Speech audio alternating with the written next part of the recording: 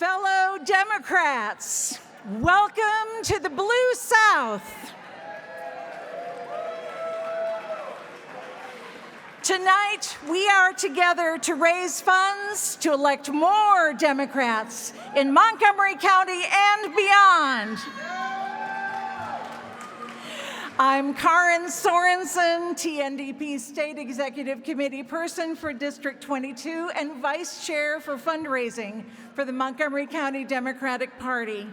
We are so glad you are here. Every single Democrat matters. Every voice matters. Every vote matters. Whether you're driving down I-24, floating down the Cumberland River, or working to make Tennessee a better place for all people, Clarksville, Tennessee is the gateway to the Blue South. To turn our state blue, we will have to flip Montgomery County blue. We plan to do just that. Join the Montgomery County Democrats to spark a movement tonight that will change our city and our state. Welcome to the Blue South. For decades, Democrats have fought on behalf of the notion that anyone from any walk of life should have a fair shot at achieving their hopes and aspirations. We are the party of the American dream and America's dreamers. Democrats are the party of good trouble and si se puede. From Selma to Stonewall, we've taken to the streets for the cause of equal rights because every American deserves basic fairness, no matter an individual's gender, faith, race, who they are, or who they love. We're the party of clean air and water, and we're never going to stop fighting to protect the world we leave our kids. We're the party of common sense gun violence solutions, because this epidemic has got to end. Democrats are the party of reproductive health, because women, not politicians, should be in charge of their own bodies. We're the party of Medicare and Social Security, and our fight for the health and well-being of Americans didn't stop at the desk of LBJ. Generations later, we're fighting for the Affordable Care Act, because no family should have to choose between going to the grocery store or going to the doctor, paying for food or paying for cancer treatment. We're the party of the New Deal and the economic recovery, because we know in our hearts that if you work hard and play by the rules, anyone ought to be able to get ahead. Democrats know that our nation is stronger when we have an economy that grows paychecks, creates good-paying jobs, and gives regular folks a chance to succeed. We know from our history the power of ordinary people to effect extraordinary change. And we are ready to effect extraordinary change like never before. We are Democrats. This is Civil Miller-Watkins, and I'm running to be your next United States Senator representing Tennessee. When I began this campaign, many said I was just a mom, that this was not my time.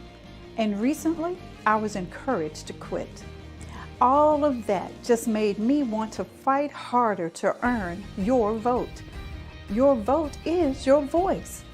I want to take your kitchen table issues to the tables in Washington. Issues like education, public safety, an economy that works for you, and reproductive freedoms. Together, we win.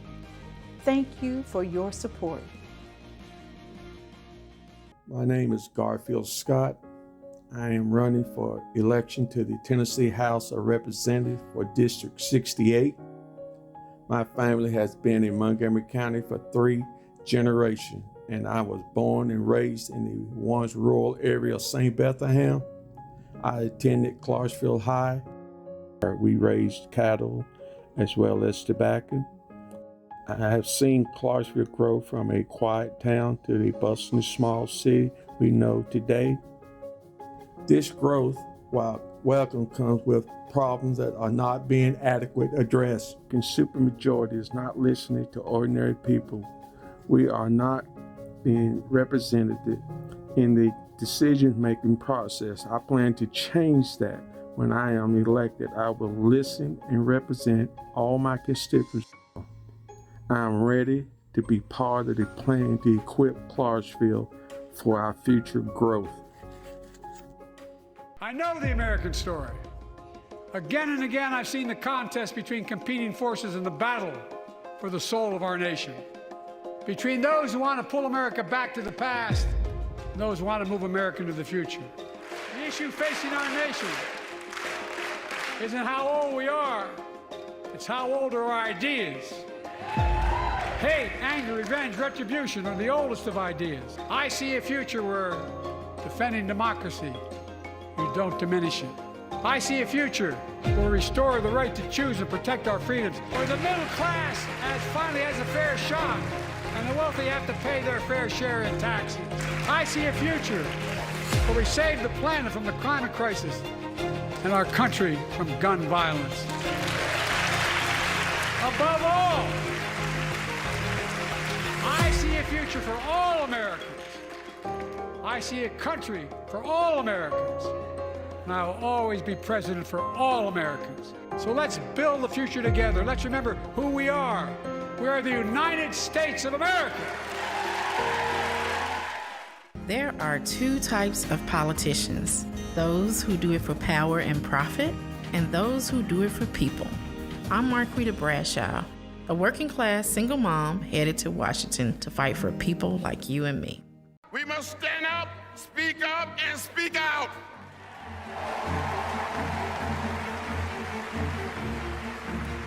A few years ago, a man from Rock Hill, inspired by President Obama's election, decided to come forward. He came to my office in Washington and said, "I am one of the people who beat you. I want to apologize. Will you forgive me?" I said, "I accept your apology." He started crying. He gave me a hug. I hugged him back, and we both started crying. This man and I don't want to go back. We don't want to go back.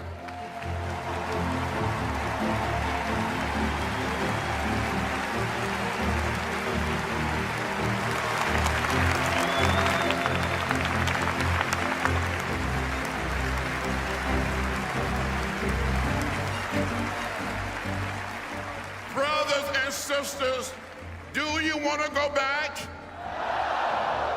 Or do you want to keep America moving forward? My dear friends, your vote is precious, almost sacred. It is the most powerful non-violent tool we have to create a more perfect union.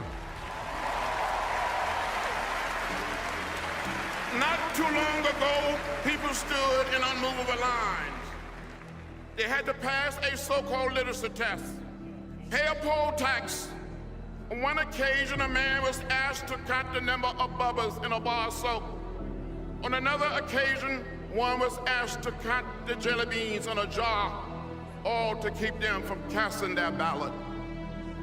Today, it is unbelievable that there are Republican officials are trying to stop some people from voting. They're changing the rules, cutting polling hours and imposing a requirement intended to suppress the vote. I've seen this before. I lived this before. Too many people struggled, suffered, and died to make it possible for every American to exercise their right to vote.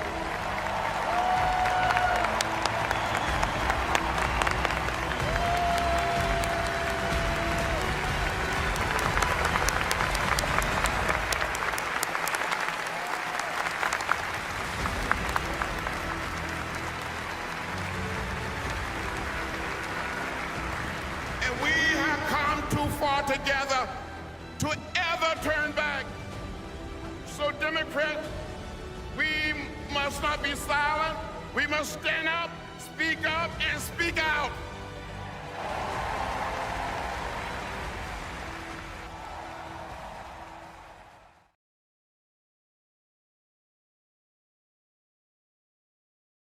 completing an airborne training jump, my parachute became entangled with another jumper. The reality of the Earth's surface rushing toward us from 1,200 feet. But we chose to work together, to return home to our families. It takes courage to work together these days. I'll bring people together to stand for our public schools, safe neighborhoods, help our veterans, and protect a woman's right to choose. Ronnie Glynn for representative. As many of you have been following, our public education system has been the focus of attention here on Capitol Hill, and that hasn't always been to the benefit of our students, our teachers, nor our families.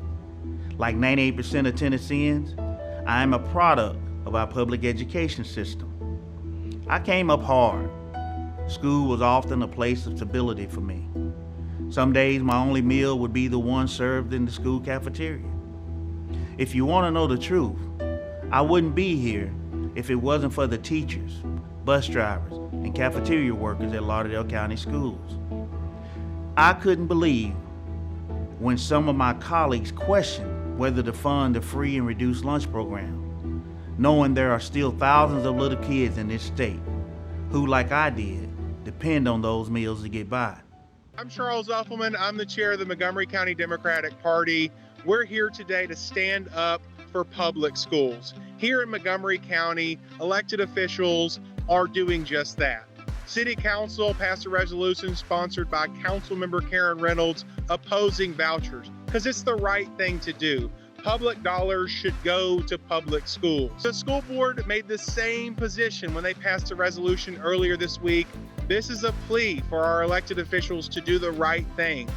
Add money to schools, add resources to schools, don't defund them. When I ran for city council, I made a commitment to represent all the members of our community.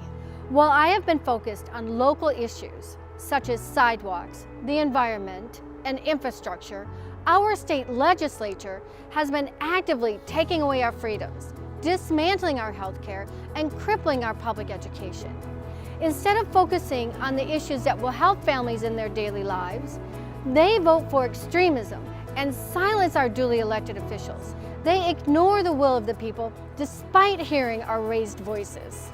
After retiring as an Army Master Sergeant, I chose to return to Clarksville, the place I wanted to raise my sons and fully engage in the community. As a combat veteran and activist, I am ready to stand up for each of you. As your state senator, I will research the issues and communicate openly. I will work for you and I will work with the other side, but I won't be pushed around by extremists. Know with certainty that I will not promise one thing and do another. I'm Karen Reynolds, and I am running for state senate because when we put people first, we can build a better future for all Tennesseans. There have been more mass shootings than days in the year. Our kids are living in fear every single time they set foot in the classroom because they think they're going to be next. What are we doing? Why do you spend all this time running for the United States Senate? Why do you go through all the hassle of getting this job, of putting yourself in a position of authority? If your answer is that as this slaughter increases, as our kids run for their lives, we do nothing. But I'm here on this floor to beg, to literally get down on my hands and knees and beg my colleagues. Stop sending this quiet message of endorsement to these killers whose brains are breaking, who see the highest levels of government doing nothing, shooting after shooting. An all too familiar scene in America. Gunfire from an assault rifle. Yet another horrific story playing out in the South. When will enough be enough? When will we elect leaders with the courage to stand up for us, instead of a bunch of bullies and cowards who only do what their party says?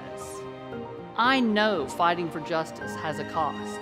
I learned that firsthand as a little girl when I had to sleep in the hallway instead of my bedroom to avoid being shot, because my dad had the courage to bring the KKK to justice.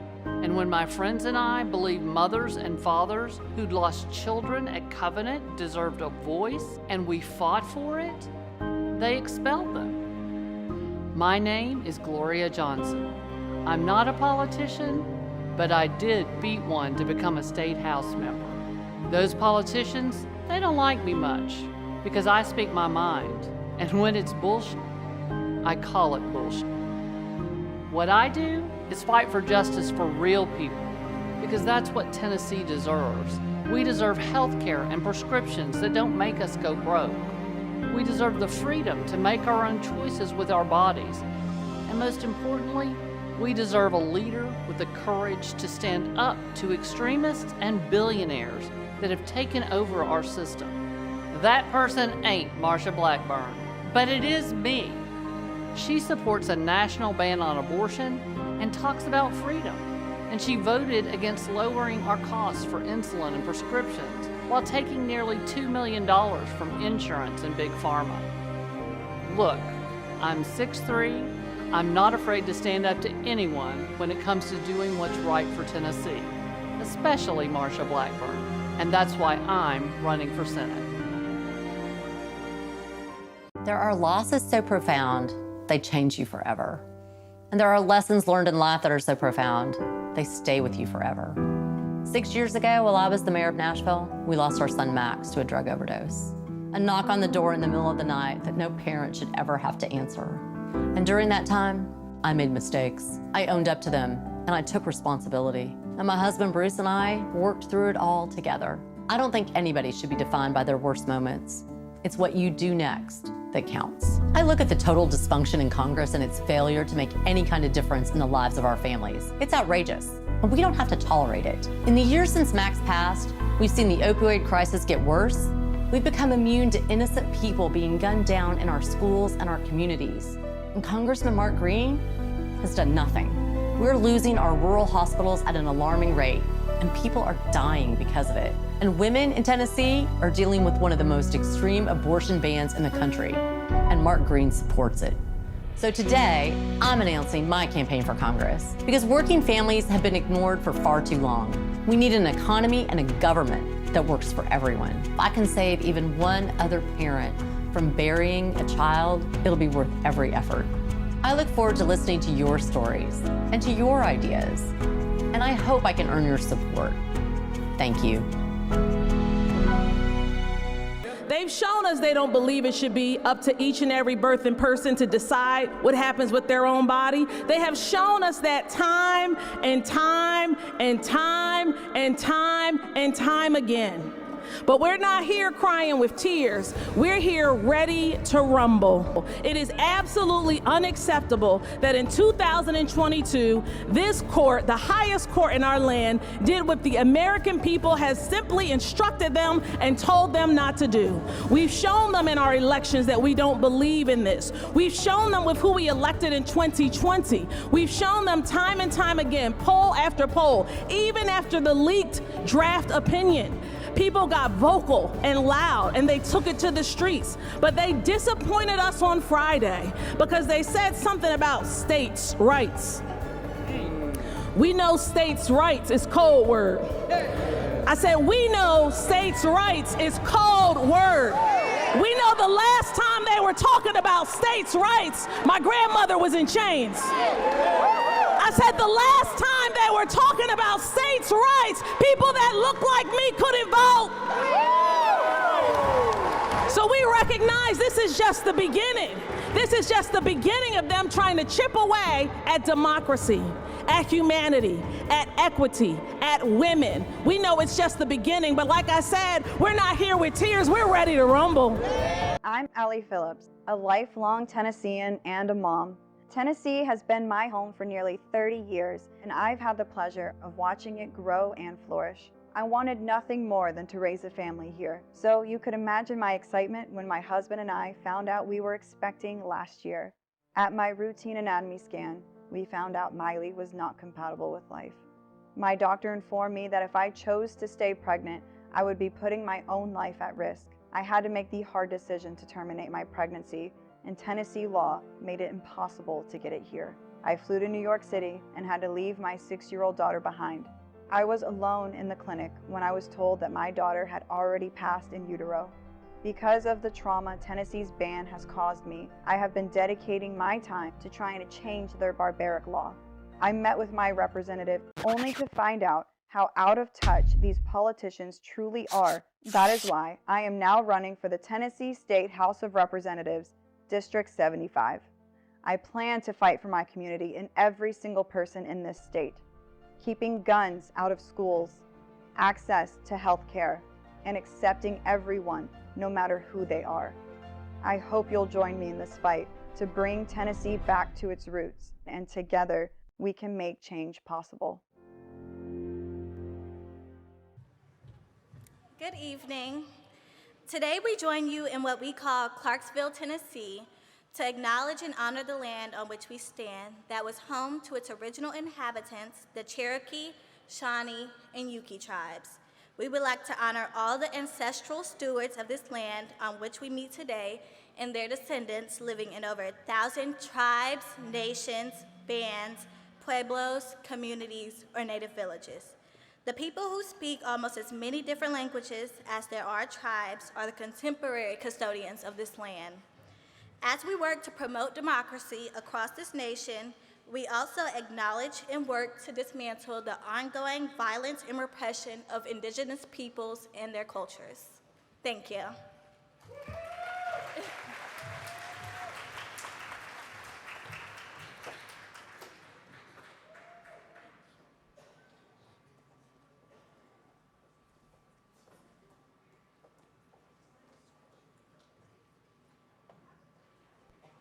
Senator Powers, did you see that Clarksville came out against the vouchers? Karen Reynolds, your opponent, says you're going back on your word by supporting the vouchers. Did you say about that? Senator Powers. Good morning. City Council passed a resolution sponsored by Councilmember Karen Reynolds opposing vouchers because it's the right thing to do. Public dollars should go to public schools. The school board made that's right. Add money to schools, add resources to schools. Don't defund them. That's what today is about. We urge our legislators to vote no on vouchers, no to corporate influence, and yes to a future where every child has access to a quality education. That's right. Jeff, do you have any thoughts on the voucher bill yet? Have you looked at it at all, Jeff? Rep. Burkhart. Jeff, do you know where you stand on the vouchers? You're going to be portraying Clarksville Public Schools? You decided? Jeff, are you for vouchers or not? I can't get you to say anything to me. I just have this montage of you running away from me. It makes you look kind of silly. Do you want to say anything? Or are you going to make me put out the montage of you running? We do not want vouchers. We will not be scammed. Yes! We need our representatives, Burkhart, Glynn, Johnson, and Senator Powers, to remember who they work for. Yeah. And advocate for us now, because we will remember them at the ballot box. All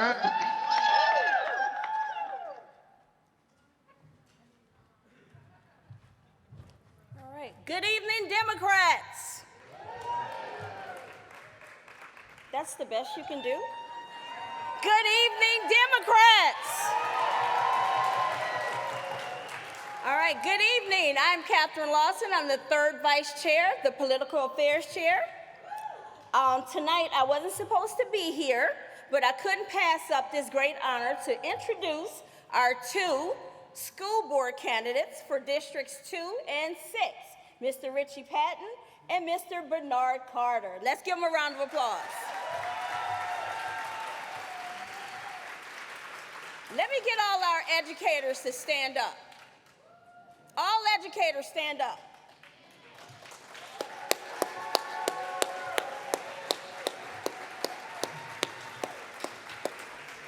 Thank you for all you do. Ritchie Patton.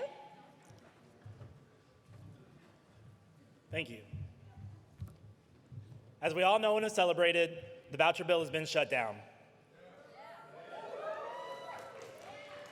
Thanks to people like Karen Reynolds and her efforts on the city council, Carol Berry and her efforts on the school board, and Steffi Outlaw and her leadership with CMCEA, Clarksville sent a clear message to the state legislature that our citizens don't want public education funds going to private schools.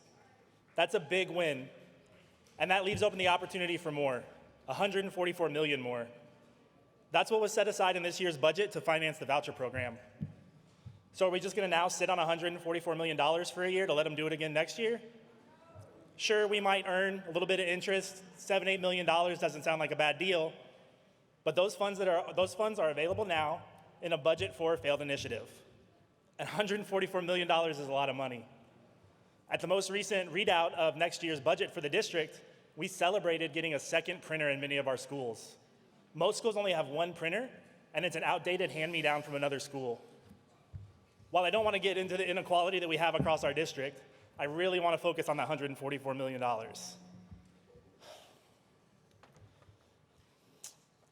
Sorry. Now, that $144 million sits unused, intended to be diverted from public school funds to go to private schools. Let's take that money back. Let's put it towards our public education. Programs like increased mental health care, district resource centers, hiring more and retaining qualified teachers and EAs to make sure that we're appropriately staffed, or at the bare minimum, meeting the mandates of our students with IEPs.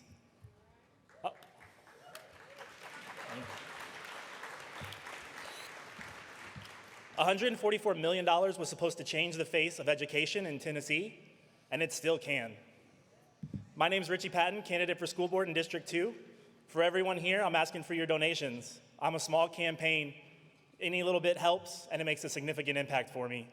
And for those people that are in District 2 that are able to vote for me, I'm asking you to remember 4 simple words when it comes to voting on August 1st. Ritchie Patton, School Board. Thank you.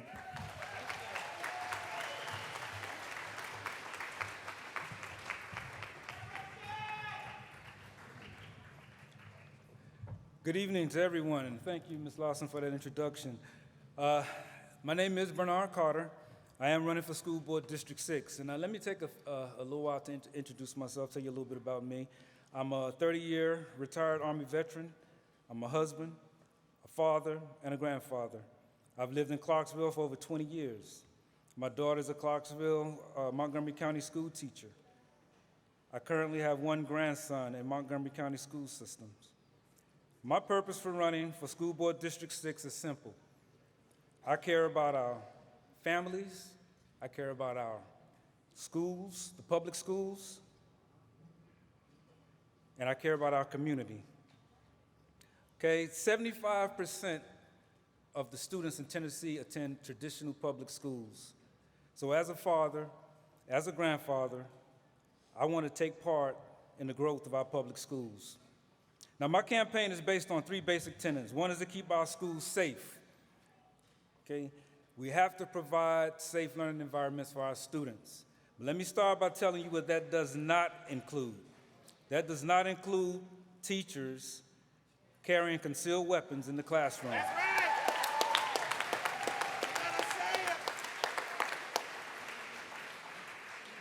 Tennessee just passed a bill that would allow teachers and other staff members to carry concealed weapons on school campuses. Now, we fought so hard to keep guns away from our schools, and now they want to bring them in. And I tell you, that 40 hours of training that they plan on giving the teachers is not going to prepare our teachers to react in a crisis. But let's talk about what is included in the safe learning environment. We have to manage student mental health. We've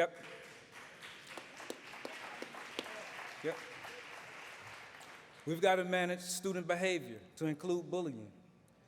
Okay, we have to prevent bullying if we want to create a safe learning environment. We've got to invest in social and emotional programs that teach these students social and emotional skills that could prevent bullying.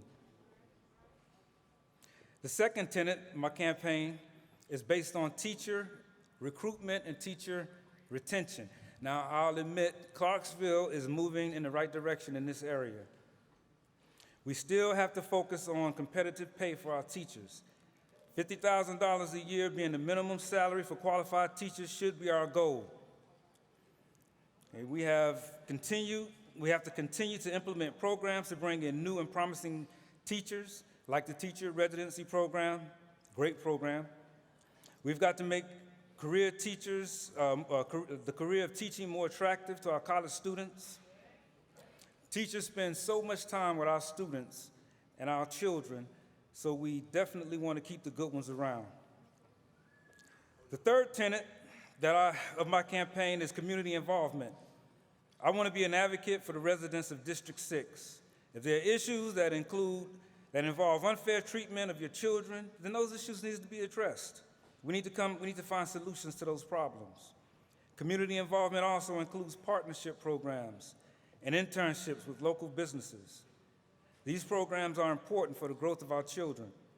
So my priorities are plain and straightforward. Many of them can be accomplished with just effective communication. You listen to me, I listen to you, we meet on a common ground, and we come to solutions for our problems. Because at the end of the day, I think all of us, really, any of us just want a little respect and to be heard. And that will go a long way to make our public schools run a lot smoother. So on August 1st, look for Bernard Carter, a vote for balance. Thank you.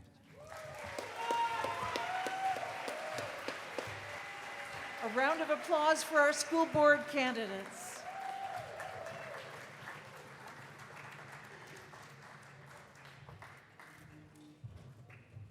All right, thank you, and thank you to our candidates. We're very proud in Montgomery County to have a pro-public schools majority on our school board, and electing school board members like that will keep it. Thank you. So tonight, I have the honor to present our first of our awards tonight. The award is the Montgomery County Democratic Party Torchbearer Award. It is for individuals who have lived lives of service and given back to our city, county, state, and country. The Torchbearer Award is given in recognition of a lifetime of achievement. Nominees should meet the following criteria: a sustained commitment to democracy and human rights, demonstrates moral integrity, engaged in the political process, and represents a political movement larger than oneself. Nominations were taken from the public, from the executive committee, and from our elected officials, and were approved by the executive committee in executive session earlier this month. So for our first torchbearer, and the lovely Dr. Katherine Sorenson is going to be handing them out for me tonight. Was born here in Clarksville, Tennessee, is the son of Laquelle and Merritt Lewis Sr., one of 19 siblings, attended historic Burt High School, Tennessee Barber College, and Austin Peay State University, with over 24 years in the military, including the Bronze Star and 6 meritorious awards.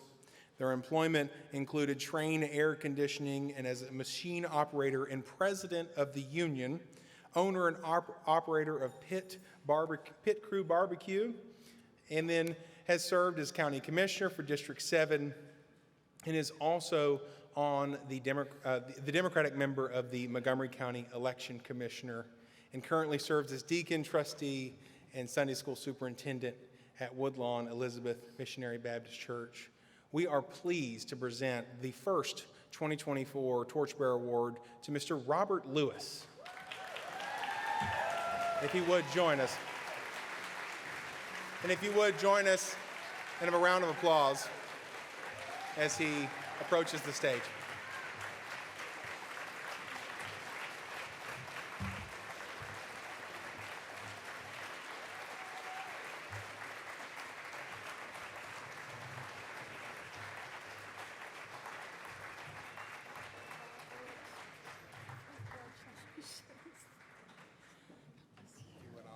And we'll shake hands, get a good photo here. Right, there you go. I want to thank the Montgomery County Democratic Party for this award. I know there's many qualified individuals for this award, but I want to say this: the job is just beginning. We have made some gains, but we've lost some ground. And I say to you tonight, until every individual in America can say that he received equal justice until every American, every individual in America can say that they enjoy the freedom on an equal basis. Our job is not finished. That's right. We're just beginning. Amen. Again, I say thank you. May God bless. And I don't continue to go nowhere unless God calls me. Thank you, Mr. Lewis. And we literally don't want you to go anywhere. We want you to stay right here. We'll explain. And our second award, we're a little embarrassed about because we didn't get it on time. So we are sadly awarding this posthumously. Our executive committee deeply regrets that we could not grant this award during the lifetime of Gene Lewis.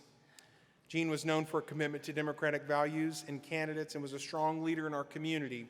Throughout his life, a former chair of the Montgomery County Democratic Party, he organized many volunteers in the efforts to elect Barack Obama, John Tanner, Tim Barnes, Joe Pitts, on and on.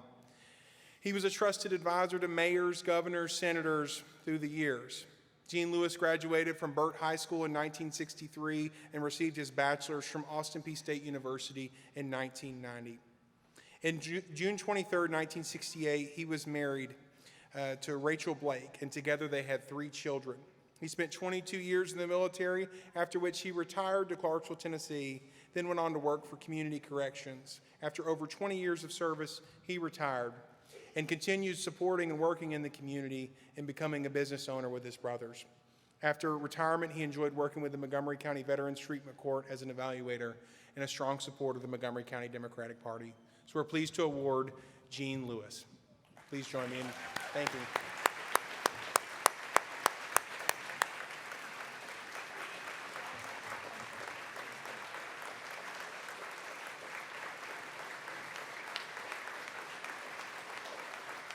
Yeah.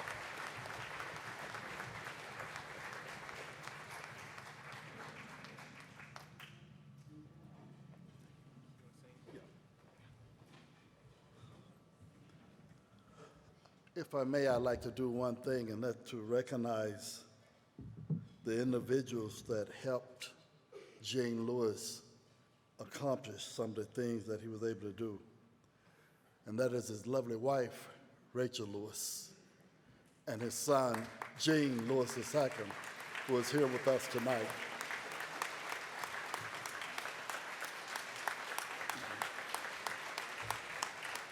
And I know that if he was here with us, he would look out and say, "Oh, what a joy it is to be among Democrats."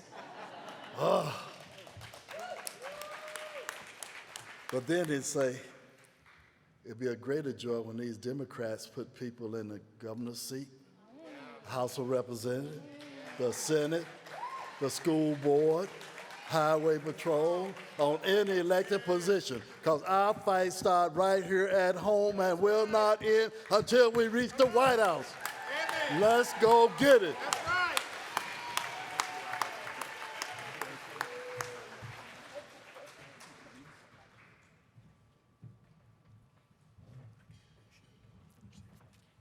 And I'm going to introduce, again, our Director of Fundraising, Vice Chair for Fundraising, Dr. Katherine Sorenson. As soon as we find the notes. We're so close. We're so close. Oh, here we are. There we go. Here we are. Thank you, Chaz. Hello again. Isn't this a wonderful night? I want to thank all of you for coming out tonight and to thank you for your support of the Montgomery County Democratic Party. Your donations make a real difference in the future of our county party and in the future of our community, especially now in this very important election year.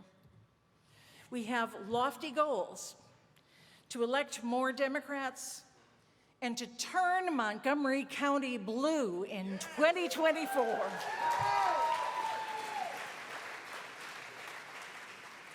How can you help? I'll be honest with you. Some Democrats have a little more money to donate, but less time to volunteer. Other Democrats may have tighter budgets, but more time to volunteer, to knock doors, or to phone bank. We value all of your gifts of time and money, and we need the support of every single one of you. One way you can help is to make a recurring donation through our Blue South Booster program. You may have heard about the boosters. Monthly donations through the Blue South Boosters help us maintain our operations throughout the entire year. Now, would everyone in the room who is a Blue South Booster please stand for just 1 second? Yes, yes, yes, thank you. Thank you. Through contributions of $24 a month, $44 a month, $100 a month, this group is projected to raise $20,000 this year. Woo! Monthly donations through the Blue South Boosters. At your table, you should have a Blue South Booster QR code that takes you to our donations page. You knew I was going to say that, didn't you? If you are able, I ask that you donate generously to the Montgomery County Dems, and if you can, please consider checking the box to make that donation a monthly recurring gift. Every booster and every donation helps. In addition, to put a little fun in fundraising, we have our silent auction. To your right, to my left, there are tables laden with a wide variety of items to fit everyone's budget. Please bid generously. We're honored to have some wonderful works of art from local artists Kitty Harville, Jim Deere, Jane Olson, and Ken Shipley. And thank you to all of the artists for donating such beautiful pieces for tonight's fundraiser. We also have kayak trips and other wonderful experiences for you to bid on. As a reminder, the silent auction will close promptly at 8:30. So if you're planning to place a bid, you might want to slip over there now. Lastly, our MCTNDP mascot, Moko the donkey, is also up for bid. Is anyone over there by the bidding table? Could anyone hold up Moko the donkey? If we can't hold up Moko the donkey, you'll have to go over and see him in person. Moko the donkey, you can place an individual bid, or perhaps you and your table mates might want to place a bid together. Any funds raised tonight for Moko the donkey will go toward the MCTNDP Youth Engagement Project to support the work of Montgomery County Young Democrats and APSU College Dems.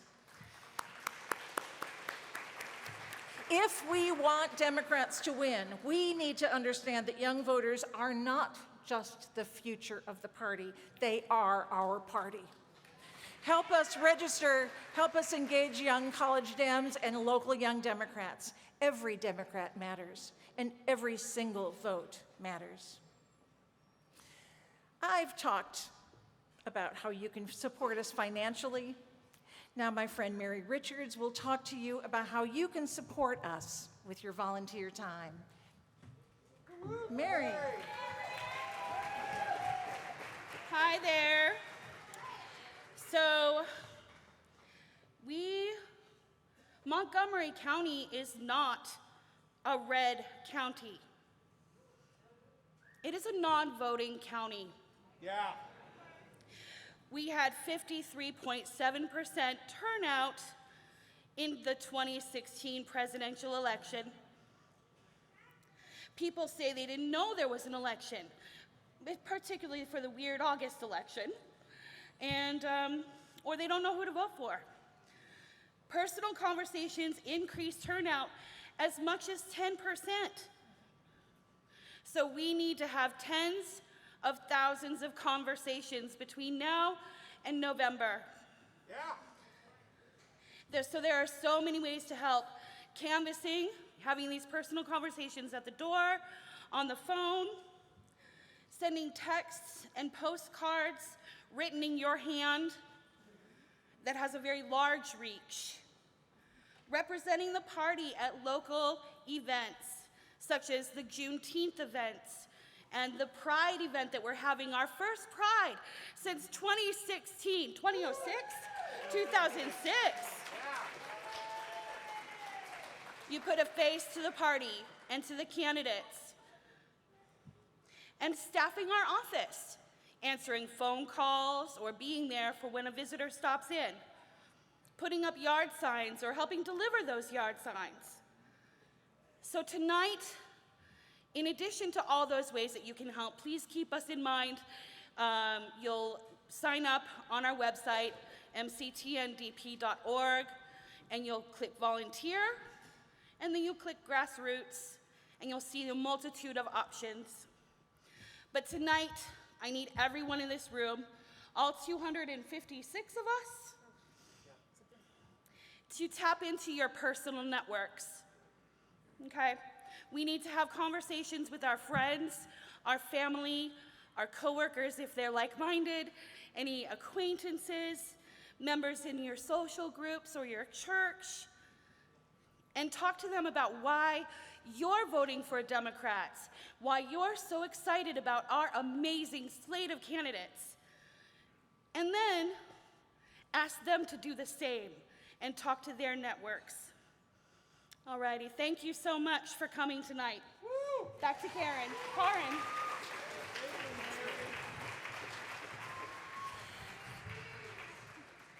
Thank you so much, Mary. Tonight, we're also rolling out our new Montgomery County merch store. Visit our mctndp.org website for new merch. Thank you all for your support. You know, the future of this Blue South depends on all of us together.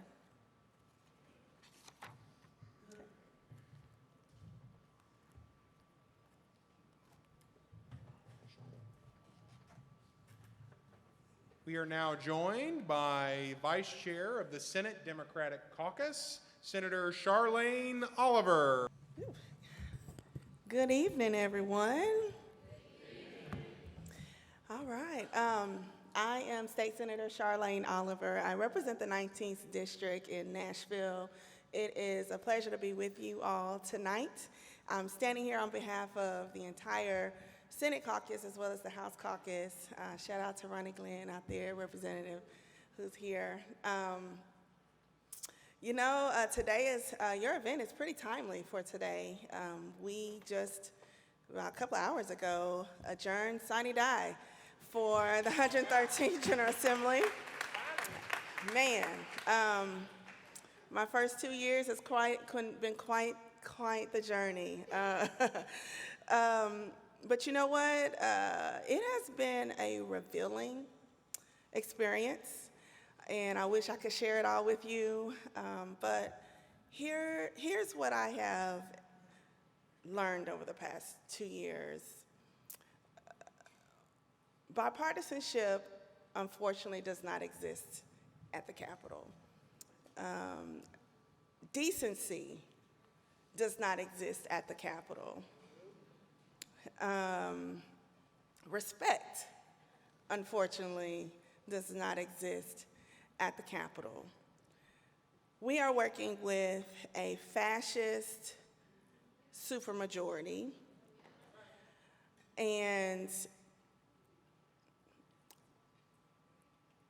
after the Tennessee 3, after the Covenant shooting last year, I thought, wow, this is the moment that we have, as myself, who's been organizing in the state for the past 10 years, this is the moment.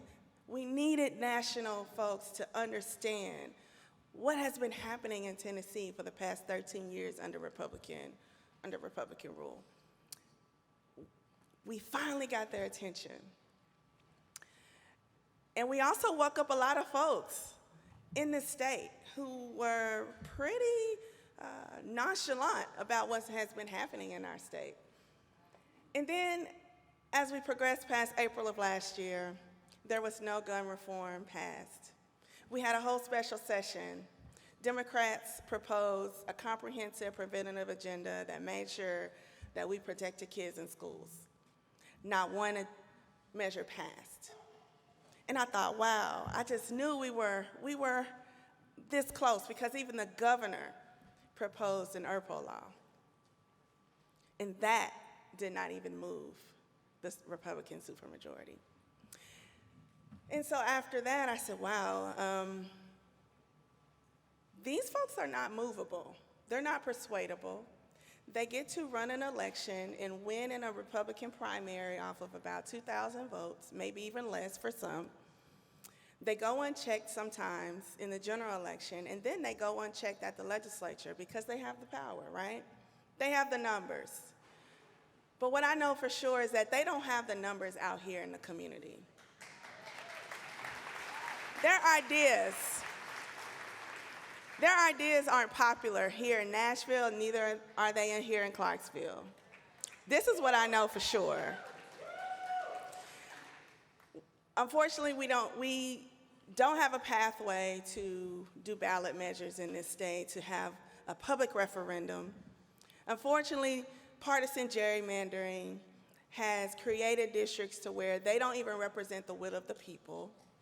And so what is our pathway? The pathway leads to November 5th.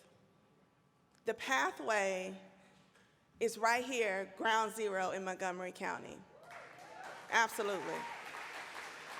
So I ask you, do you know who you are? Do you know what power you have sitting in this room? Because that is how we win, is when everyone understands what's at stake in this election, not just locally, but nationally. Hallelujah, hopefully Trump about to go to jail. Trump ass about to go to jail. But even if he goes to jail, we have to pick up the pieces of what mess he has created.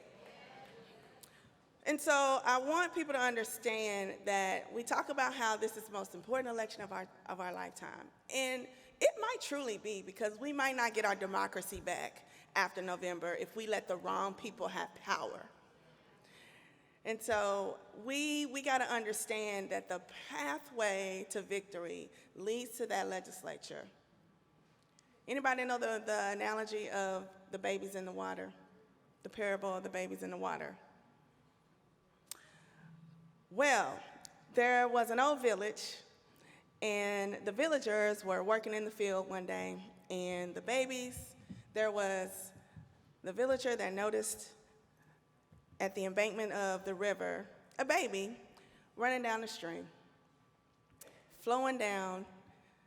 And so what is your natural reaction if you see a baby in the water? I gotta go get the baby, gotta go save the baby.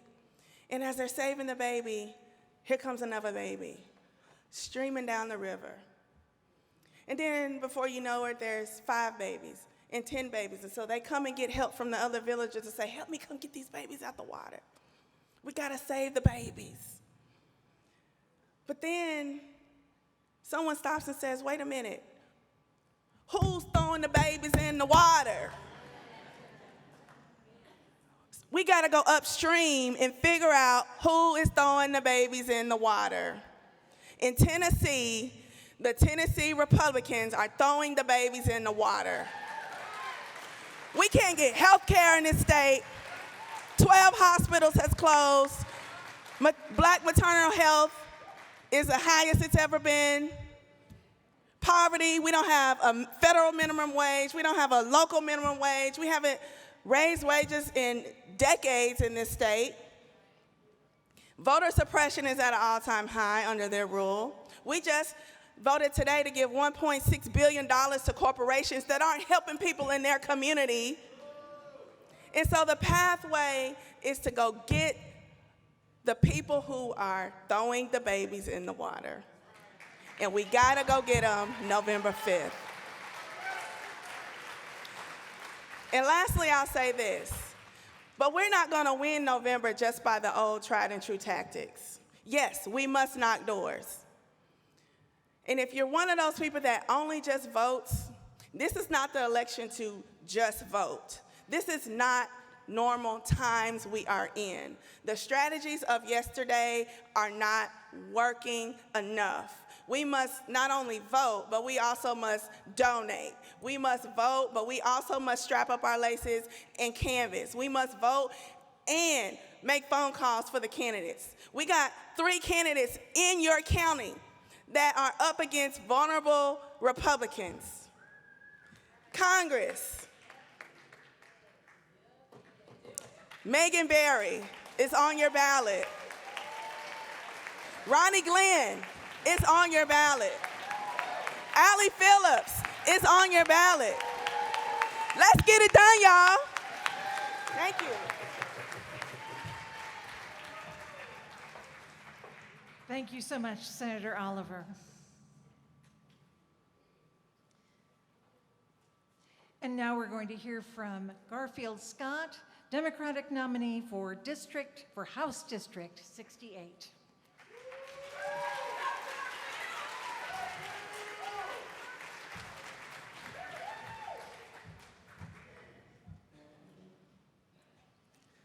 How's everybody doing tonight? I didn't hear that. My name is Garfield Scott. I'm a long lifetime resident of Clarksville, Montgomery County, running for House Race District 68. My family's been here for 3 generations. I was born and raised in St. Bethlehem. Remember when there was only one traffic light on Guthrie Highway, now Wilma Rudolph. My family was born and taken advantage of here in Clarksville by the good old boys here in Clarksville, Montgomery County. Well, they put a coffin in our family's business when we used to farm here in Clarksville. Decades to become after that, I decided to become a truck driver. I drove a truck for almost 40 years. I logged almost 7 million miles. 7 million miles, that's a lot of miles. I've seen how bad the roads and infrastructure is on that. The great transportation system in Tennessee, the network, these roads are in bad, horrible shape in Clarksville, Montgomery County. Anytime there's a wreck on Interstate 24, the traffic gets backed up on Rossville. We know how bad these traffic lights and infrastructure is in Clarksville. The building traffic infrastructure here is in pretty bad shape over here.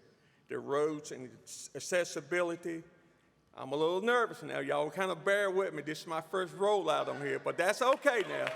That's okay now. Y'all kind of work with me now. I've raised 2 beautiful kids here in Clarksville. I mean, I've sent them to public schools. The schools are great here in Clarksville. We want to keep it that way. Every time you turn around, the Republicans, they assaulting our teachers all the time, just like the other previous speakers said. They assaulting our teachers all the time. These teachers went to school to get an education. They want to teach our kids. You know, now they want to give them guns.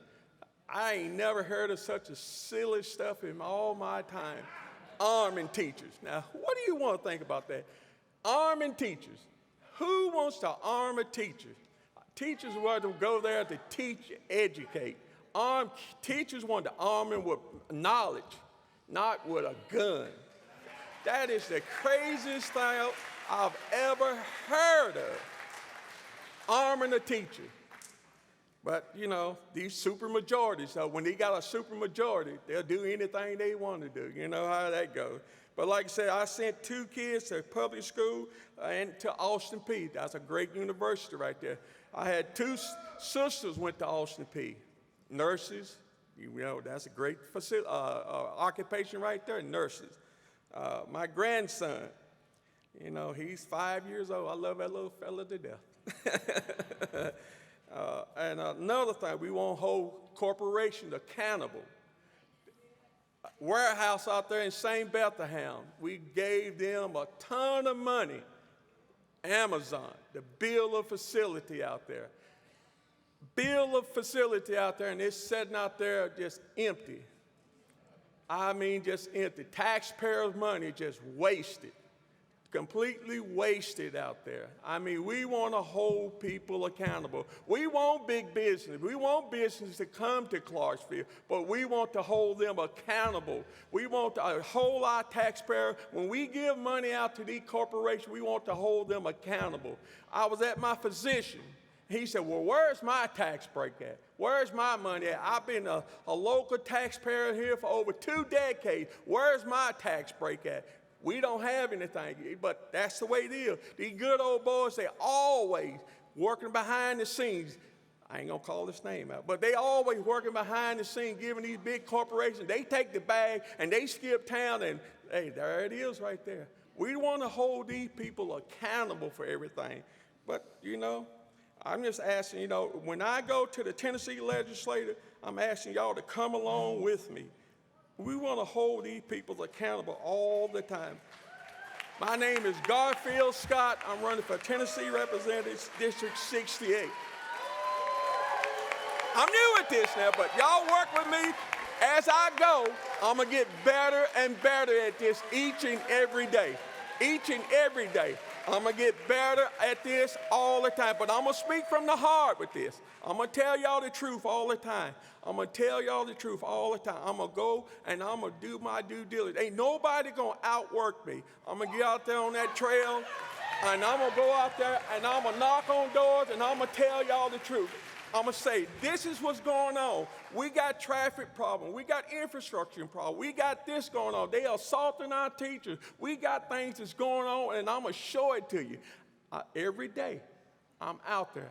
Ask my campaign manager, Rebecca. That's a rock right there for me. That woman is bringing me up here. She is showing me things, and that's my rock right there, Rebecca Nelson. And Chaz, the champion, oh, that guy, he saw things in me when nobody else saw things. I said, Chaz, I call Charles Uffelmon. That guy, Charles Uffelmon. He brought me in, put me on the executive committee. Charles Uffelmon, that guy, there he is right there. He saw something in me when no one else saw. I mean, he is my man right there. I mean, Charles, okay, sorry. Thank y'all. Y'all enjoy yourself. Karen Reynolds. That's a friend. A round of applause for Garfield Scott. Thank you.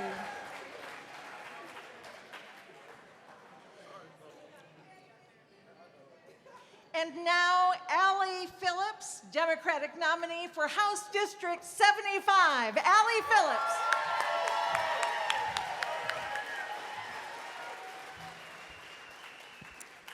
Wow, how do you follow Garfield Scott, guys? All right. I only have 5 minutes, so I'm going to try and get through this. So good evening. By a round of applause, how many of you are proud to be a Tennessee Democrat? How many? Yeah. So some of you may know my story. For those of you who are seeing me for the first time, hi, my name is Allie Phillips, and I'm your Democratic candidate for the Tennessee House of Representatives in District 75.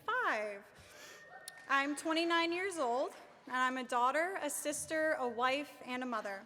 I grew up in Ashland City, not too far from here, and I spent a lot of my childhood in the Sango area. In fact, I had many birthday parties at the skating rink, which you may know is now called the Emerald.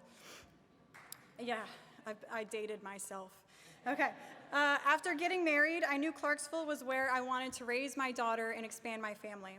We found a home in a wonderful neighborhood, and we were beyond excited to learn I was pregnant shortly after we moved in. We were having a little girl, and we named her Miley Rose. Everything was fine until I arrived to my 19-week routine anatomy scan, where I was told there were multiple fetal anomalies. My doctor referred us over to a specialist, where we were given the worst news possible. Miley was deemed incompatible with life in and out of the womb. So now I was faced with the decision of continuing my pregnancy but putting my life at risk, or choosing to terminate but not qualifying for Tennessee's Life of the Mother exception. Ultimately, it came down to me needing to live for my living daughter that's here. After starting a GoFundMe online to flee the state for health care, I arrived at a New York City clinic alone last year. Once inside, I learned that Miley's heart had already stopped beating, and I was now at risk of going septic. My abortion was done within that hour. It was the most traumatizing experience of my life, but since I've been back, I joined a lawsuit with the Center for Reproductive Rights to sue Tennessee for their ban.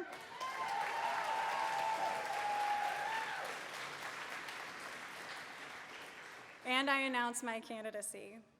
Though my story is what's front and center on the news, it does not define me. My story is not rare, as 1 in 4 women will have an abortion by the age of 45. But the truth is, this is what our Republican lawmakers do when they think their seats are safe. When the people who are supposed to represent us don't think we'll hold them accountable, they take away the care we need: abortions, contraceptives, even IVF. They make laws that criminalize doctors for providing care to their patients or anyone who helps a minor across state lines. They will continue to enact a war on women because they think their seats are safe. And that's not all.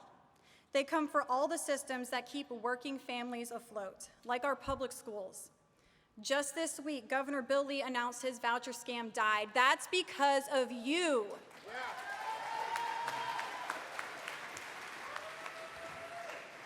We should be investing public dollars into public schools and not private entities. But all we've gotten are vouchers and bills to ban pride flags because the people who represent us think their seats are safe. While on the topic of systems that keep working families afloat, instead of helping out families who can barely afford rent, groceries, or childcare, they vote against universal pre-K and cutting the grocery tax while giving unknown corporations billions of dollars in refunds and tax breaks. Where's our tax breaks? Exactly. The GOP has convinced themselves that allowing teachers to be armed in our schools will in return make our children safer. We should not have to fear sending our kids to school day after day, not knowing if they're gonna come home. Covenant moms shouldn't have to sit at the Capitol day in and day out, begging for change with their children's funerals still fresh in their minds. But this is what we get when the GOP feels safe in their seats. And they don't care for the people who serve our communities, especially our veterans. We have VA benefits taking months to receive, and we have veterans going homeless and hungry in Tennessee. That is not how we treat the men and women who served and fought for our freedoms.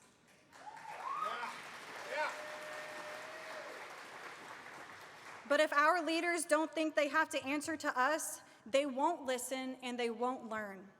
If we want things to change, we have to show the leaders in power that we have the power to change who is leading us. Because as long as they think they're immune to democracy, they'll keep on starving our working families, taking control over our bodies, forcing guns into our schools, telling immigrants, LGBTQ, and people of color that they're not welcome. And they'll keep going up until the moment that we teach them that their actions have consequences. And that if you,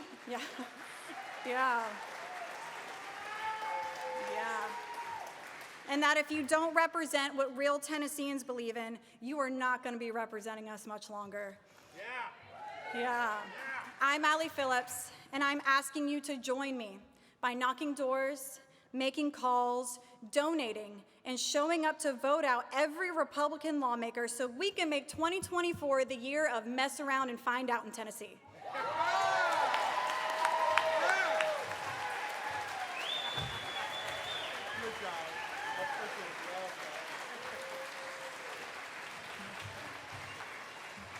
Allie Phillips.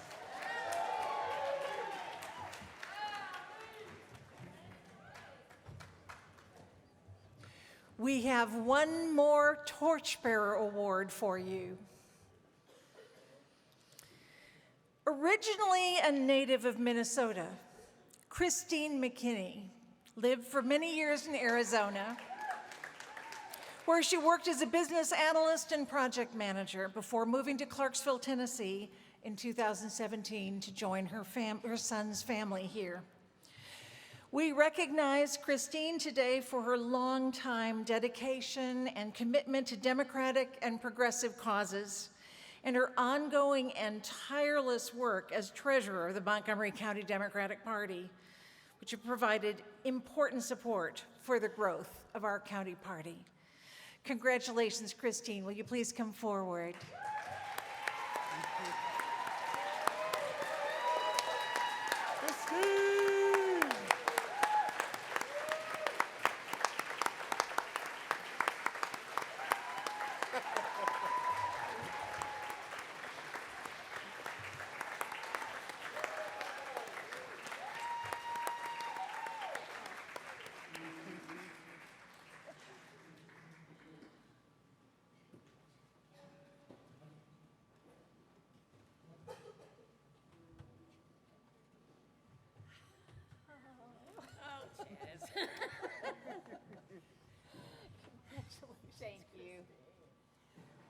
shake your hand. Oh. Make it official. Chaz is going to hand Oh, you. thank you. You can hold it. You want Oh, it? yeah. I'm gonna look right there.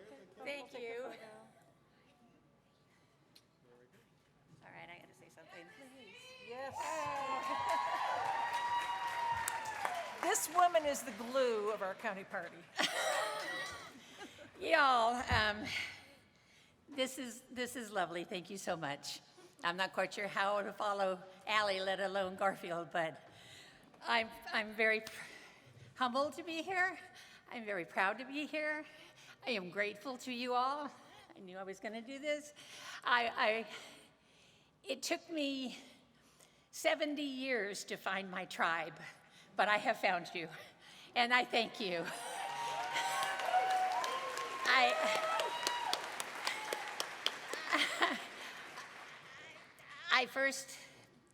I don't know, I ran into Karen and Billy and Cheryl and Phyllis, and they turned my life around, and now they brought me to the Democratic Party, and I haven't looked back, and I am so grateful to be able to spend time working with all of you wonderful people to do what we can do for the betterment of our country, of our children, of our grandchildren, and in my case, my great-grandson.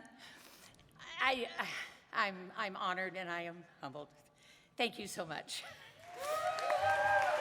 Ladies and gentlemen, Montgomery County Democratic Party Treasurer Christine McKinney.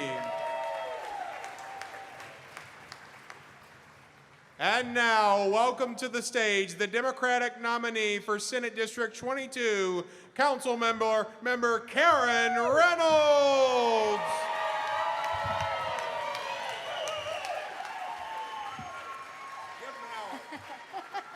Hello, everyone. It is like such a great evening, and it's such an honor to be among all of my friends and people that share a common vision for our state's future. I have been a lifelong Democrat, but I started really following local politics in 2012, and that is when I had the honor to meet Jean and Robert Lewis. We used to meet in the Smith-Traherne mansion. Sometimes there was just a small handful of us. But look at us today. We're gonna turn this place blue, right? Sorry. So Tennessee is facing a critical challenge today, and decisions are being made in our legislature, and they demand our action and our attention. I just want to read a couple headlines. The Guardian: how close to death must a woman be to get an abortion? CBS News: Tennessee legislature passes bill allowing teachers to carry concealed guns. Don't you just love it when we make the national news? Headline: The Tennessean 2019. In first act as senator, Bill Powers flips stance on school vouchers. We need leaders who are unafraid to speak the truth and have the courage to stand up for Tennesseans and are committed to serving the best interest of all of us. As someone who has dedicated her life to service, I am that leader.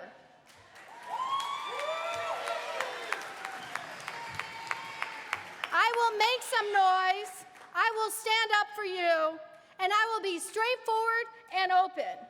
Everyday citizens need a voice, like the moms who were kicked out of the galleries, and our elected officials who are gavelled down every time they speak the truth.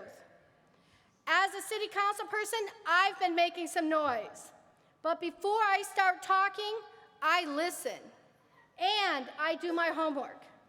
Then I start asking the tough questions and demanding answers. I won't stay silent.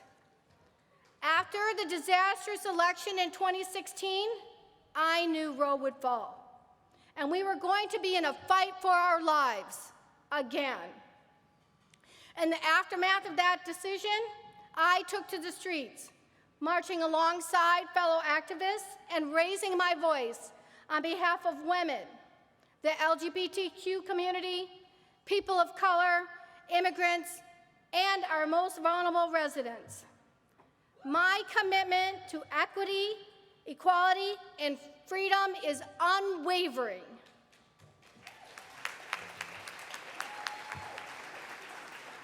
I am ready to tackle the issues of everyday Tennesseans.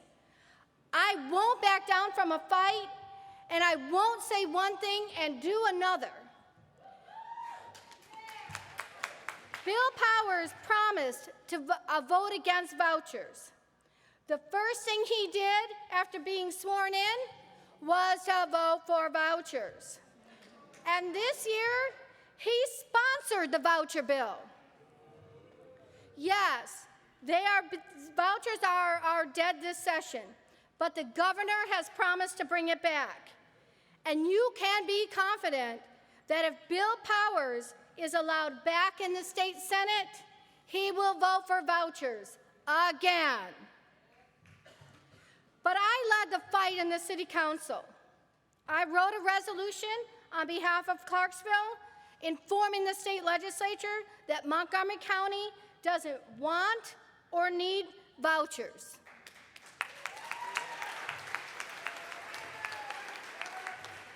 It passed. I will not stop fighting for public education and for Montgomery County schools. I'm a mom, a retired Army Master Sergeant, a union member, and a city council person. My commitment is steadfast, and I have the courage to stand by my word. I won't stay silent. I won't back down from a fight, and I promise you I won't say one thing and do another. But I need your help. I need you to get excited about this campaign. I need you to know that we can win. And in November, the headline will read, Montgomery County turns blue, elects Reynolds for state senate.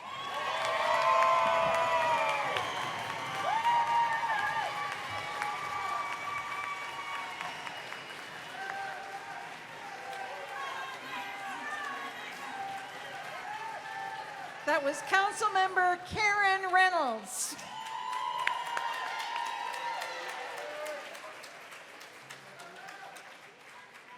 And now, it is my great pleasure to introduce Representative Ronnie Glynn, Democratic nominee for House District 67.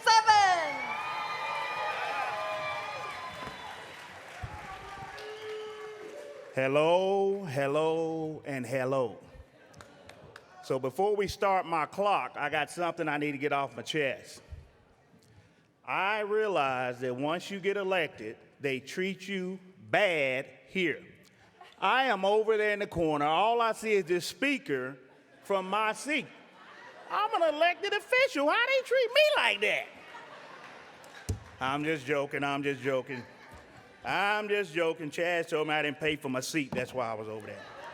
All right. First of all, I want to thank you all for being here. I am State Representative Ronnie Glynn, District 67. I want to thank my wife for being here. Sherry, she's over there. You can't see her because she's behind the speaker as well. My sister, who happened to join us tonight, thank you for being here. Senator Oliver, Representative Johnson, who just got here, thank you for being here today. And all our other elected officials. So I'm not going to regurgitate a lot of what's been said because what's been said is so true. We are what I like to call at war. We won a battle. That battle was vouchers. But just like in any war, that battle is not over. We only won the small fight, which was this year. The vouchers will come back. The governor has already said that. He made it clear he will bring it back again. So we have to make sure that doesn't happen. And how do we do that? We do that by this: coming together, talking, and then going out and spreading the word. It's kind of like going to church on Sunday. The pastor give you the word, and then he tell you what? Go tell others. That's what we have to do. That is the only way. If we do not do that, then guess what? There'll be no more democracy, as Senator Oliver said. We are going to be in trouble. They already armed our teachers. Makes no sense. I mean, really, what could go wrong, right? That's how silly that is. What could go wrong? Representative Johnson told stories of teachers who accidentally left their weapons in bathrooms, on gym benches, in other places. And not another teacher found it. A student found those weapons. So what could go wrong? That's how silly it is. We killed a bill today, yesterday I should say, a bill on reparations. That's right. Someone brought a bill that says, not only will you get reparations, we don't even want you to study it. We don't even want you to go and talk about it anymore. So if you want to talk about democracy and how they're going to treat black and brown folks, LGBTQ, those that they don't agree with, that's what we're dealing with. This supermajority, $1.5 billion, $700 million in a refund for folks who didn't even ask for it. They didn't even ask for it. And when someone said, well, how about this? How about we take that $7 million and take our 7 million citizens and say, let's give everybody $100 since we want to give refunds? It didn't make sense to them. Why? Because you're everyday people. You're everyday people. They don't care about us. They don't care about the everyday folks. They only care about those who are able to line their pockets. Public bootlickers. That's what they are. We have to continue the fight. We have to continue to fight for public education.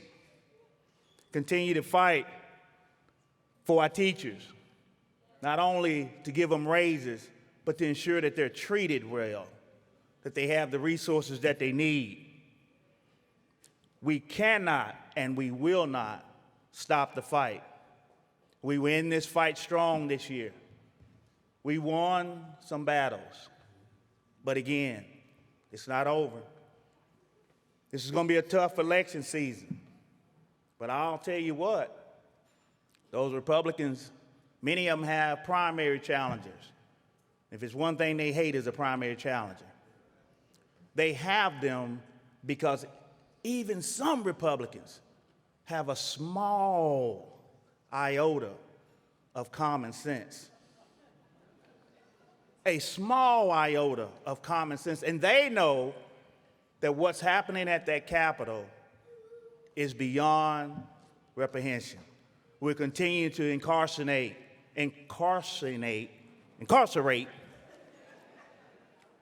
our kids. You know how many bills we passed this year to incarcerate a 14-year-old?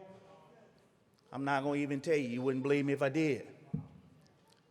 7 bills that says if you're 14, you can go to an adult prison.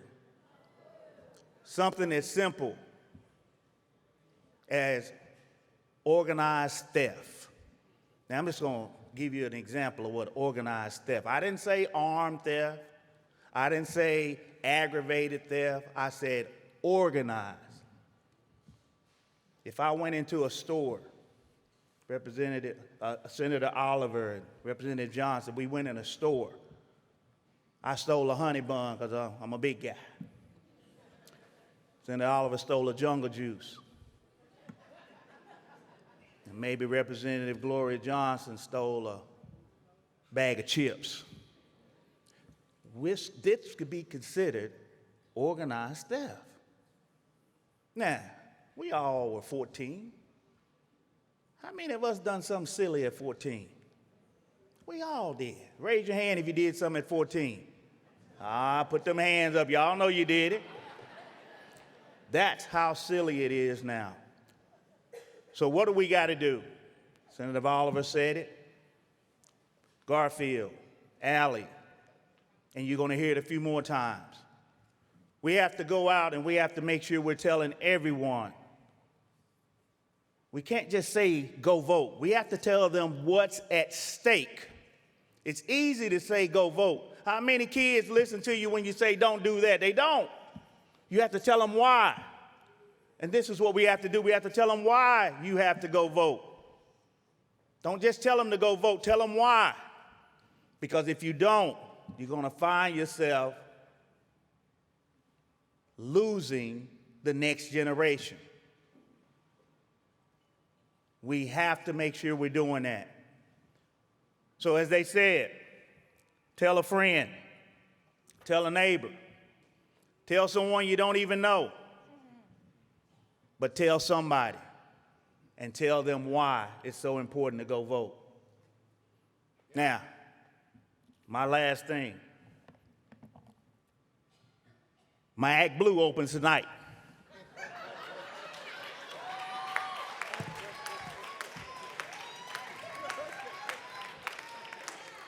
At midnight.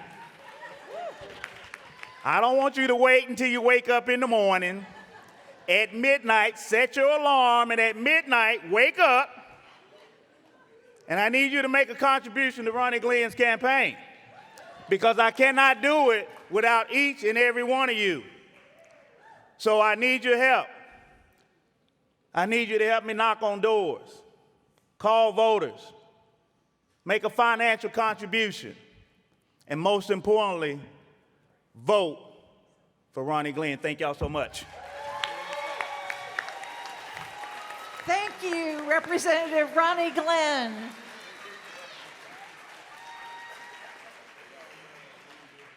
Just a quick little note. It's approaching 8:30. You know what happens at 8:30? The silent auction will close. So you have just a few more minutes to place those all-important bids for the silent auction. Also, I just got a note that they have put out more desserts. And some of you were looking for some desserts, so head on over to that dessert table. Now, it is my great honor to introduce Megan Barry, Democratic nominee for U.S. Congress. Okay, so I'm totally laughing because everybody just got up to go get dessert. So, yeah, I'm going to talk to y'all anyway. I'm Megan Barry. It is my absolute pleasure to be here tonight. You all are amazing. I tell you what, I didn't really know what to expect because I haven't been to a Montgomery County event like this. And I walked in and I am blown away by how many Democrats there are in Montgomery County and how many of them showed up tonight. It is so nice to be in the house with you. I would like to first of all just say thanks to the organizers for making this happen. Thanks to the folks who joined me at my table tonight and made me feel so welcome, and to my husband, Bruce, who made the journey down. He actually drove the car so that I could practice the speech. So thank you so much, Bruce. Bruce, I love that. So the filing deadline came on April 4th, and at noon, I'm very happy to say that I am the presumptive nominee for the Democratic Party for the congressional race in District 7.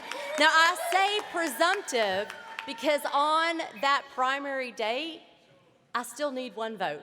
So if there's anybody in the house that'd be willing, I'm still working on Bruce. I think I've got him.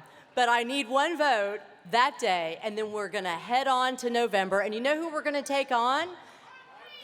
Yes, Mark Green. Because I want to tell you 3 things about this race: the why, the what, and the how. Now, why? Why are we all in this room? Why am I running? Why are all of these candidates you are listening to tonight running? Why? Because we are way overdue to turn this state blue. And we're gonna make this happen. There are no more free passes for anybody who doesn't show up to actually help their constituents. And let me tell you, there's a laundry list of that supermajority up there right now who are not showing up to help their constituents, and we've heard all about it. Speaking of not showing up, how many of y'all heard that my opponent actually got out of the race for a minute? Yeah, he did, he got out. And then he got back in. But when he got out, he said that he was getting out because he realized that the fight was not in Washington, it was with Washington. Now, I'm gonna tell you, as long as we have a supermajority in Tennessee, the fight is in Washington.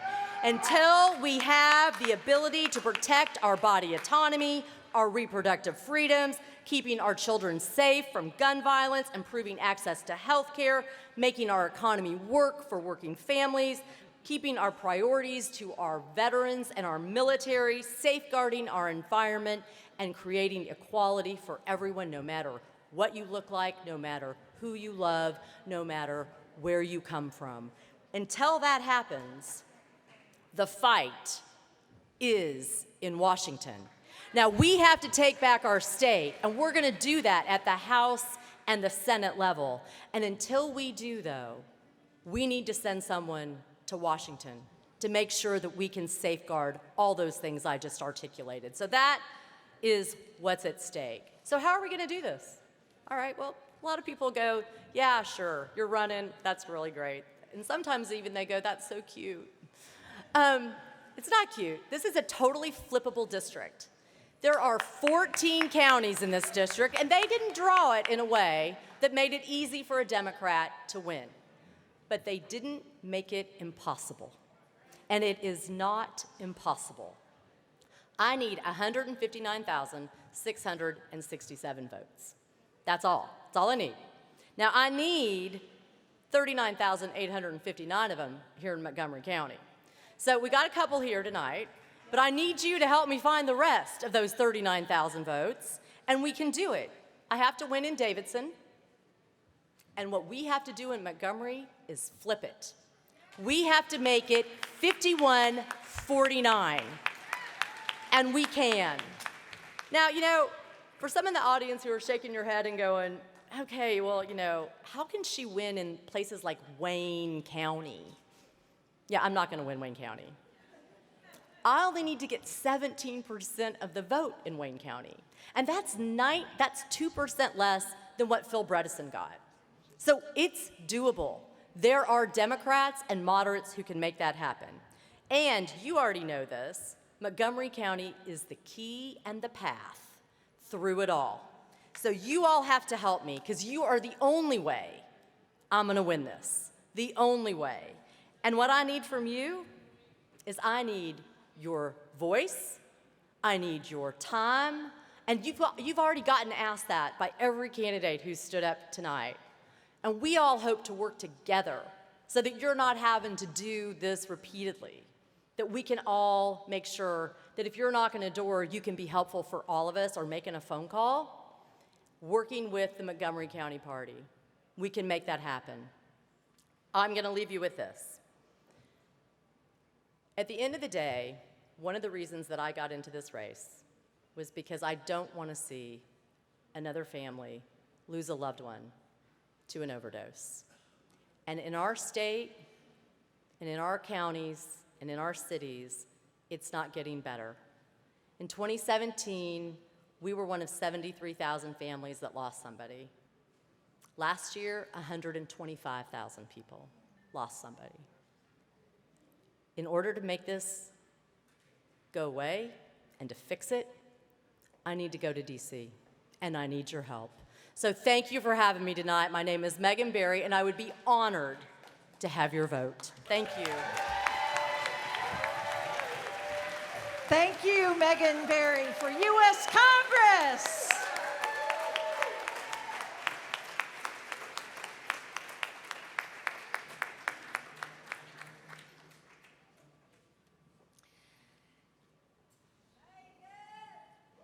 And now we're just going to have a little shift of gears. Larry Cotton Jr. will return to the microphone with his accompanist, Beverly Woodard, to perform one more piece. This is also the last call for the silent auction.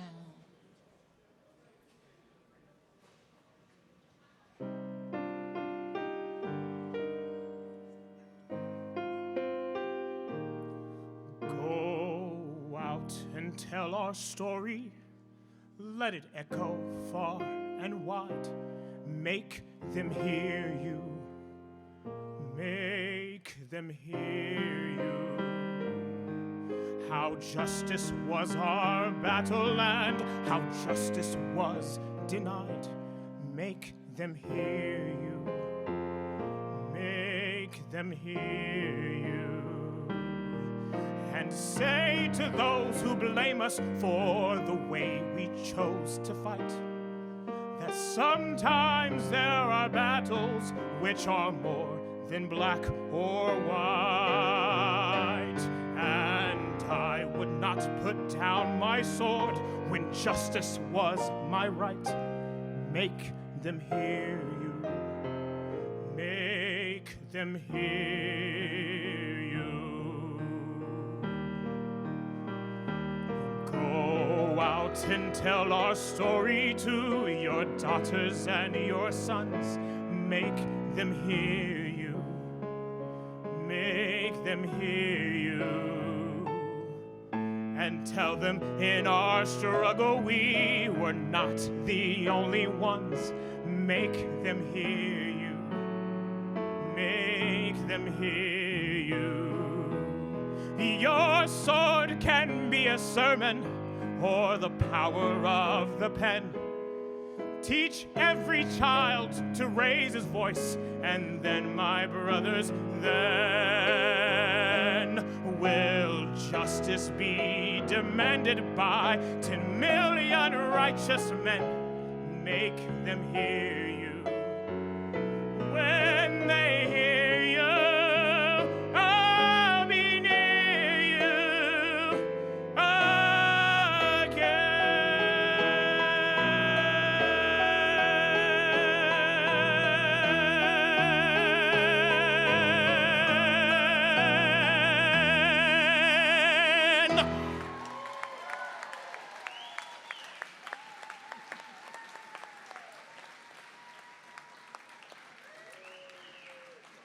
Austin P graduate student Larry Cotton and Beverly Woodard. Thank you so much.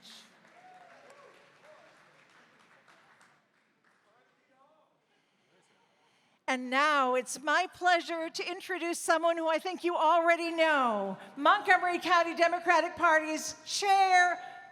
What is his name again? Uffelmon.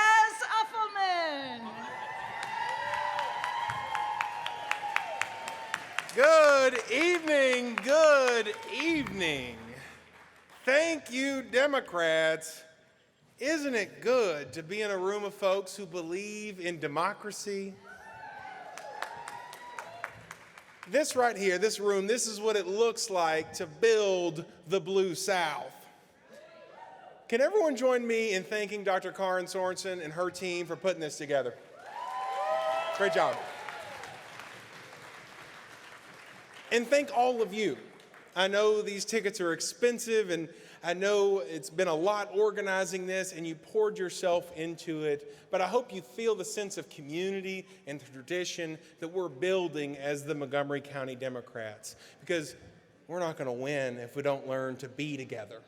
We're not going to win until we learn to be a team, to love each other, and that is what these events do. So thank you for that. We have 193 days, 22 and a half hours until polls close this November. We have to make every single one of those days and hours count. And that's why we have our candidates here burning the roof down. It is about winning races this fall. It is about protecting our pro-public schools majority on our school board by electing Ritchie, Patton, and Bernard Carter. It is about holding back the extreme supermajority by electing Garfield Scott. Have you heard of him? Allie Phillips. And re-electing Representative Ronnie Glynn this time by a larger margin. Let's make that a safe seat. He made history last time. Ronnie was the first black man elected from Clarksville in 126 years. The last time we did that, they banned black people in the state legislature. No more. Send Ronnie back. Let's go. We can't take it. What's going on? Oh, the auction's off. Thank you, Billy. I got nervous. I saw this motion. I was like, we need to call an ambulance. All right. And my favorite race, really, and that's just because she's amazing, but also because her opponent, man, I make him nervous. We were at a press conference one day, and he looked at me and he says, what is Chaz going to say about me? That's good old Voucher Bill. That's Bill Powers, the guy who ran against vouchers and then voted for it once he got in. That's Voucher Bill, folks. Say it with me. What's his name now? That's right. Let me tell you something about Voucher Bill. This year, vouchers had a 17-vote majority in the state Senate. That's all you need, 17 votes. Bill was the 17th vote. Now, vouchers died today when the legislative session adjourned. But if we beat Voucher Bill this time, they're going to be down to 16, and they're going to be hunting for one more. Let's elect Karen Reynolds.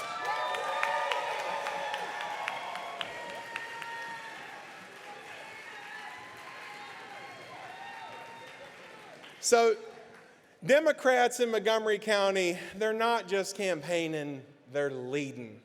When vouchers was coming up, it was a statewide fight. And all over this state, county commissioners, school board members, city council members, they stood up and they passed resolutions saying no to vouchers. And this, I know you've heard it over and over again, and you're like, they're a broken record about these vouchers. Here's the deal, folks. Defunding our education goes against our state constitution. The goal of the Republican Party is to break up public schools, defund public education, and replace it with their own system so they can indoctrinate the next generation of students. It's a new form of segregation. It's a new form of discrimination, and that's why we have to stop it.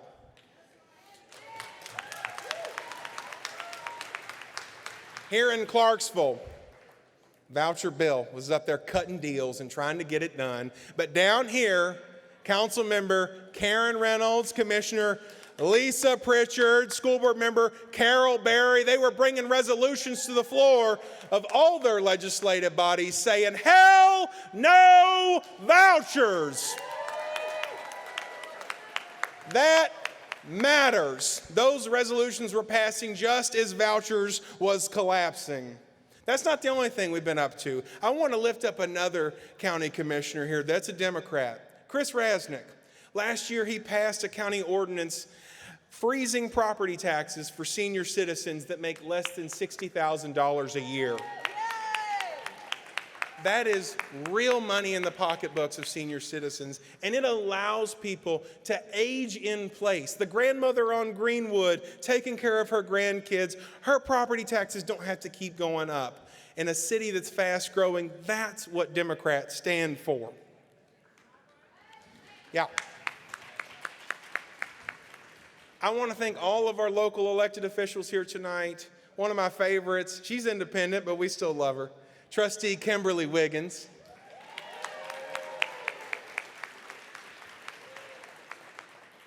The leader of the Democratic caucus on the Montgomery County Commission. Bet you didn't think we had that. It's Rashida Leverett. Thank you, Rashida, for being here. Another proud voice for public schools, Ryan Gallant. Thank you, Commissioner Gallant. School Board Member Herb Nelson. Thank you so much. All y'all sitting with Megan Barry. Y'all have pretty smart folks over there. I cackled the morning I read the article where it was Marsha Blackburn saying, oh, we got to get back in that race because it's a tough one and we don't have someone to beat Megan. Megan's running the campaign. She's out raising Mark Green, by the way. She's doing it. Our candidates are outraising on several fronts. Ronnie's outraising his opponent. Allie's outraising her opponent by like $120,000. Democrats are putting up. And we're probably tired of hearing about money. I understand it. And so let me make it real for you. Money means that we're going to put ads on the screens of people all across this county. It means that we're going to be able to hire young people to knock on doors and make phone calls. It means we're going to put gas in the tanks of the cars that take people to vote. It means we're going to reach more people and expand democracy. So that's what your donation is doing for all of us and for all of our candidates. On your table tonight is a card where you can donate to every candidate, the one with all their photos. It looks like a yearbook. On the back is a link tree to all the candidates' Act Blues. Ronnie's, actually, your Act Blue should be open by now, but we'll test it out. And then another exciting thing, we are selling Biden merchandise. So you can go ahead and pre-order merchandise and we'll deliver it to your home here in Montgomery County. So go ahead and take those out. Feel free to make those orders. Another young elected person here in Montgomery County, they were elected president of the Tennessee High School Young Democrats tonight, Leland Bossum, statewide president of the High School Democrats. Being a Democrat means something. Democrats want more resources for our students and teachers. Instead, state Republicans passed a bill to put weapons in the classroom. Teachers asked for a raise, not a gun. Democrats, we're fighting for life-saving abortion care. Instead, Republicans are doubling down on cruel bans. Democrats are fighting for working families with a repeal of the grocery tax. Instead, today, after hours and hours, you were there, Gloria, the biggest thing they fought over was how many billions do we give back to the corporations? That's what the other side fights for. We're putting money back in the pocketbooks of working people. My favorite. Y'all can wake up if you want to. Y'all are on a 30-second delay. That's all right. Democrats support the right to form a union. Chattanooga!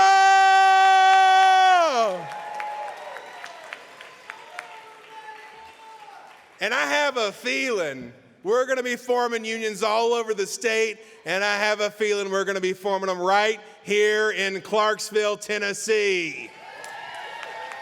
We support that effort. We support workers fighting for the right to better working conditions. We support workers standing up for their working conditions. The radical Republican supermajority is out of control. The only solution is electing Democrats with our values. At the federal level, in Congress, we have had in this House the least productive Congress in the history of Congress. There's been a lot of really bad Congresses if you look back, and this one's the least productive. That's why we need Megan Barry. That's why we need a replacement for Marsha Blackburn. Momentum is growing here in Montgomery County. I firmly believe we are the purple county that if we turn it blue, will make Tennessee purple and get us on momentum to flip this state. Yeah. Montgomery County Democrats have raised more than Montgomery County Republicans for the first time since 2007. That's all of y'all. That is all of y'all. People are counting on us. We have to win if we're going to give Tennesseans access to abortion care. We have to win if we're going to support public schools. We have to win if we're going to save our planet from destruction and rebuild our economy with green jobs. We have to win if we're going to deliver common sense gun laws. We have to win if we're going to invest in real housing here in Clarksville and real transportation so people, young people, middle-aged people, seniors can have access to the American dream right here in this city. To win, we need you to keep donating so we can keep having events, putting up digital ads, training candidates, and hiring organizers. We need you to listen to Mary and volunteer and knock doors and make phone calls. Listen to Mary. This fall, I want to shake things up a little bit. Don't get scared. I want to make a historic investment in city council races. I want Clarksville to have a city council that looks like Clarksville. Those are independent races, but we can find folks that share our values, that believe in housing for all, that believe in good transportation, that believe in quality, that believe in things like Pride Month, that believe in stopping vouchers. And so we're looking for those candidates. If it's you, think about it and talk to Katherine. Katherine, stand up. She's our candidate recruitment. Talk to Katherine if you think you're running for city council. And lastly, as my friend Larry sung so beautifully, go and tell your story. Make them hear it far and wide. You are the best ambassadors of our values. Montgomery County is purple. Montgomery County is becoming blue. But I know it feels red. And that's because not enough of us are telling your story. Not enough of us are making them hear it far and wide. So as you go forth from tonight, tell your story. Join us. And together, we'll build the Blue South. Thank you.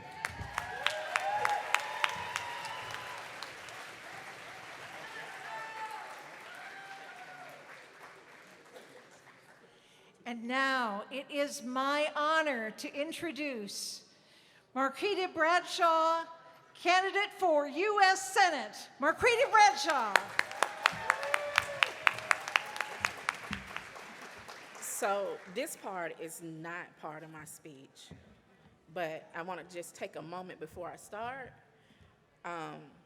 When I ran in 2020, I was told that I was not a friend of the party. I was told that I didn't belong, and I was told a lot of things, to stay out the race and different things like that.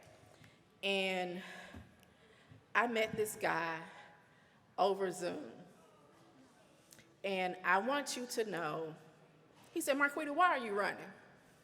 And I told him, and he said, the Democratic Party needs to hear your story. He was the first person that made me feel like I belonged to the Democratic Party. I want you to know that the work that he does is not just in Montgomery County, and it reaches way down in Shelby County and across the state. As new candidates come in, he makes it his business to find out who they are and why they're running and their story, and he does what's fair and helps everybody be able to run a campaign that can win. Now, when he helped me, he had no idea that I was more interested in raising volunteers than money. And so a lot of people thought I came from out of nowhere, but that doesn't happen. People don't come from out of nowhere. I came from South Memphis. And I say that with my whole chest.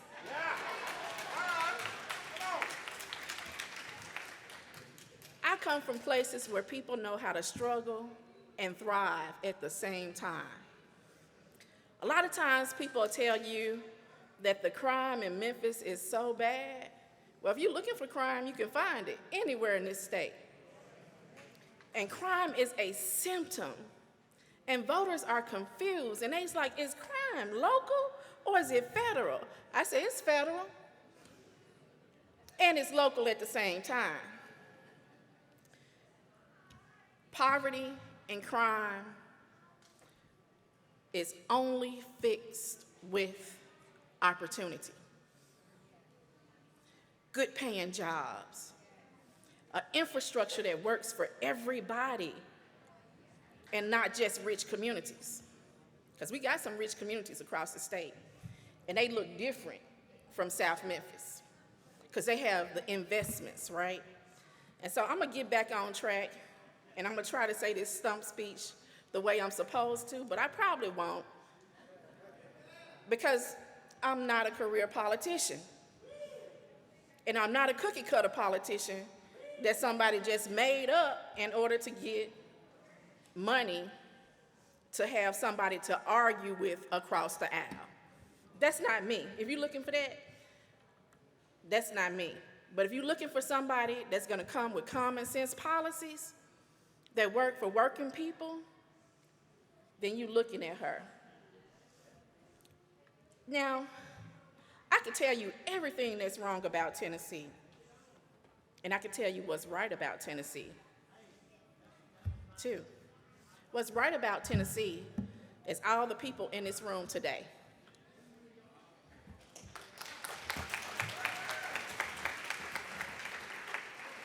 Because one thing for sure is that the people in the Democratic Party are just not Democrats, but they are on the ground floor working for equity, fair housing, voting rights,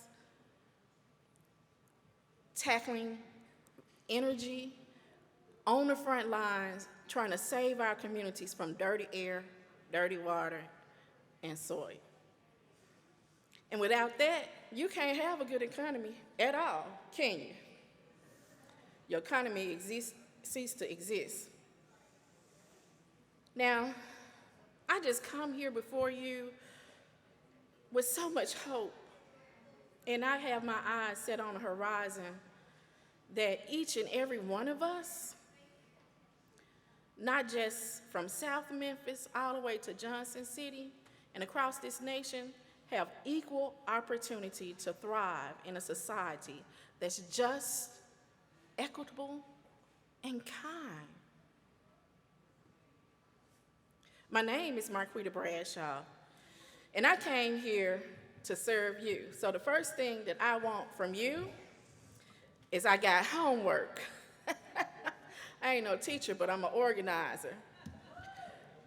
And I'm retired, by the way. I'm not the age I look. I'm 50.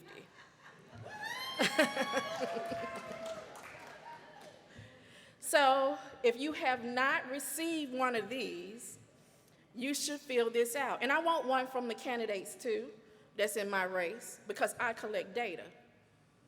That's what I do, because it informs a platform across the state of Tennessee. Now, is this something new? No, it's not, but it is a way to be accountable to voters in the beginning. It's a way to build trust. It's a way to listen to people's stories. And it weaves the fabric of the real Tennessee, not the ones who have hijacked our political process. We have a lot of good people that are not voting. Voter suppression is voter intimidation. And each time we go talk to voters and ask them, what do they want to see? Whether it be the State House or at the federal level, they will tell you. They may not use the eloquent terms that we use when we're talking about policy amongst ourselves. And so I try not to use those words either, because I know that we can have better.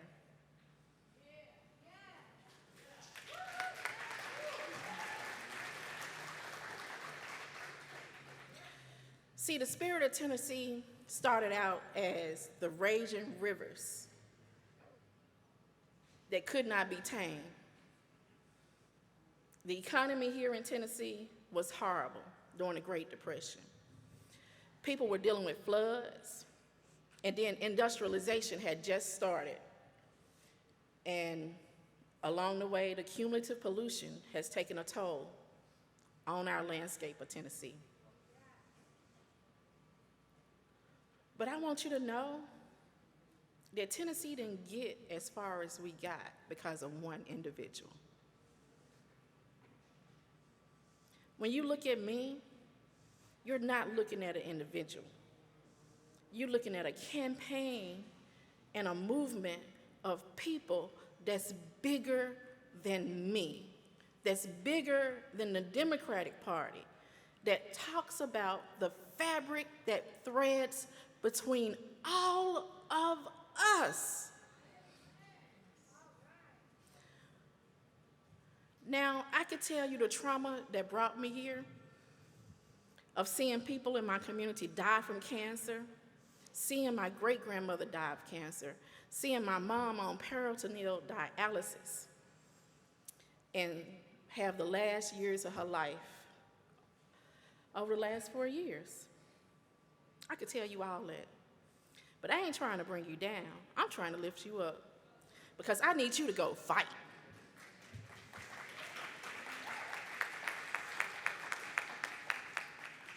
We're at a pivotal point in history.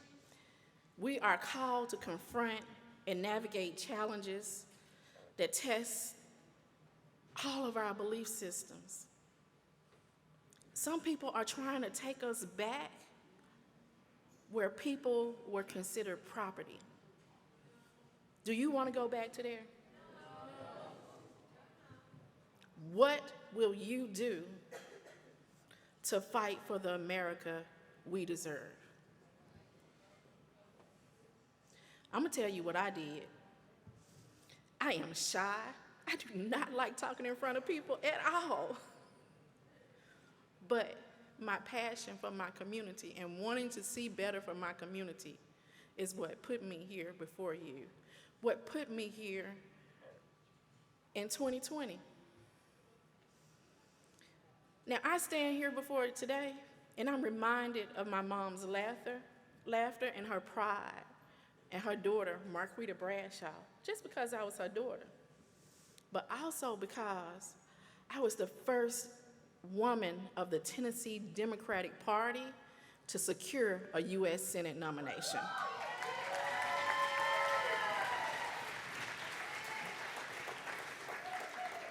And at the same time, I became the first Black woman that broke through a concrete barrier that made it an opening for everybody else, because until that point, all of Tennessee history, there had been no Black woman to secure a statewide nomination.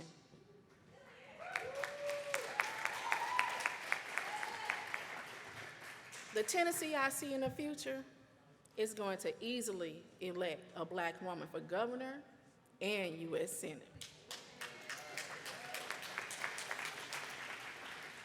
And so I know what it means to be the first in the room when people don't want you to be there, especially when it comes to environmental justice. Some people don't like accountability when it comes to breaking laws, or accountability when laws need to change in order to protect public health. And so that has been 29 years of my life. And the reason why I keep up with it, because that's how old my son is. I am also the first environmental justice advocate that was appointed to the Tennessee Valley Regional Energy Resource Council.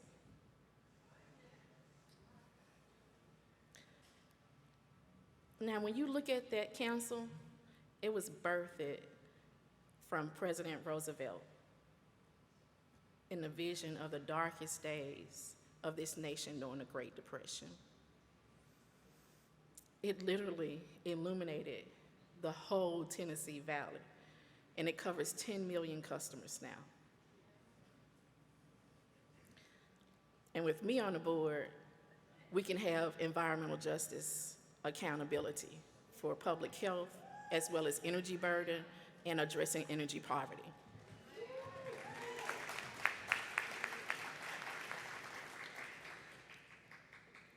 So when you look at TVA as a whole, it's a testament of what we can do when we put people first.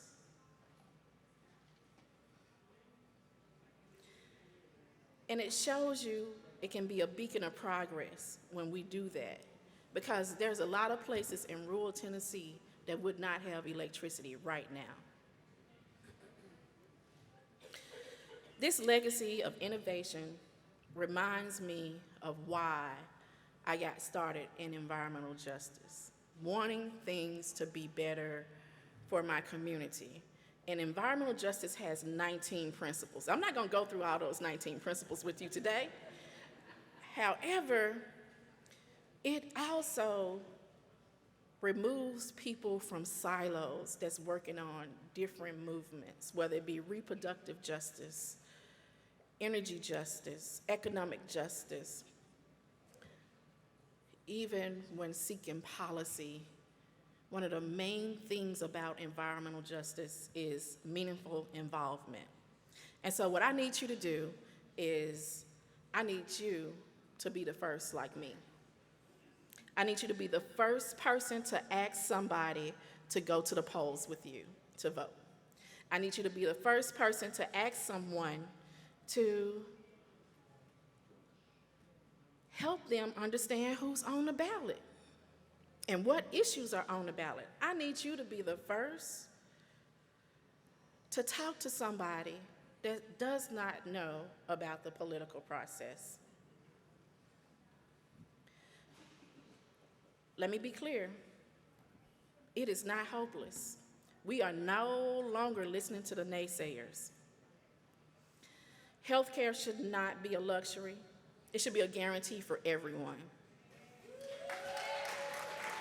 The bedrock of our future is education, and that means for every child, and they should not incur debt while getting an education.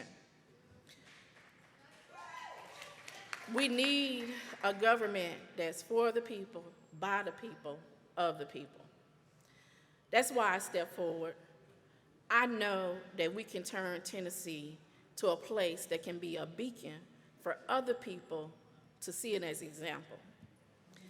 This campaign is your call to action, to unite in our diversity, to strive for justice, and build a future where Tennesseans not only meets its potential, but sets a benchmark for the whole nation.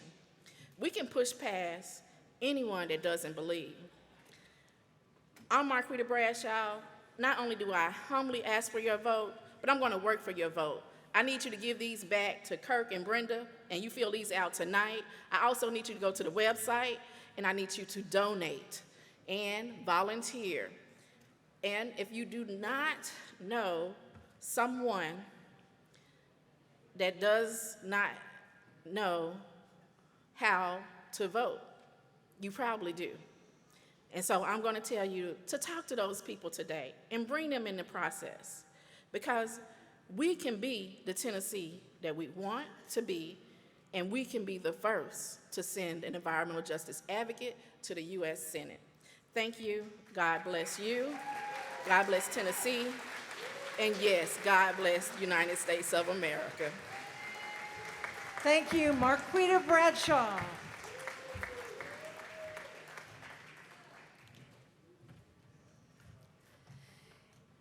And now it is my honor to introduce Representative Gloria Johnson, candidate for U.S. Senate.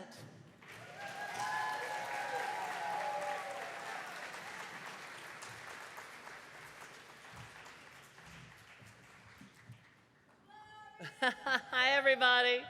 It's great to be here. It's great to be here with all these Democrats.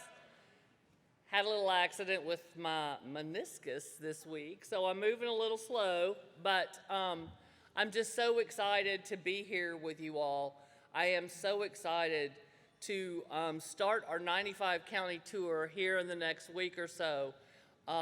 It's so important to get out, to listen to folks, to hear what people care about, because right now we don't have representation that cares about Tennessee's working families. It doesn't exist. There's no representation. We know there's no representation here in the state, at the State House, very few. The Democrats are working hard, and boy, they're stopping a whole lot of bad stuff. But I know these candidates here tonight that are running for State House, and I'm so proud of them. They are busting their tails, and they started early because they know if you want to win an upside-down race, you've got to go ahead and get started. And they have done that, and that is one of the ways we are going to make this change this year. It is so important.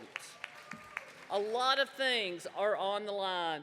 You all, this week, I know people have talked about it, but we armed teachers. Teachers already work about 4 jobs. They're teachers, they're social workers, they're counselors, and they're nurses. And now we're asking them to take on a 5th job, the job of security, and carry a pistol.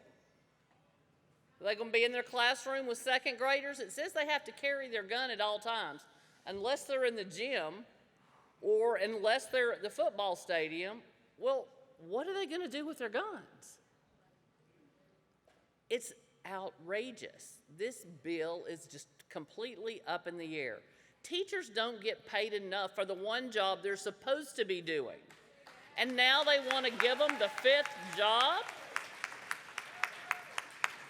It is outrageous. We need to stop guns before they get to the schoolhouse door. I am sick and tired of this argument that we need to bring guns into the classrooms with our teachers and staff. You want to bring the gun battle into the classroom with my students?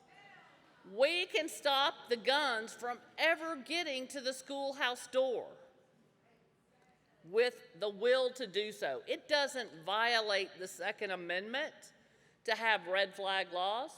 One of my colleagues this week had a bill to not allow locals to bring red flag laws. And we said, I thought y'all were all about smaller government and it should be done at the local level. Well, until they're not.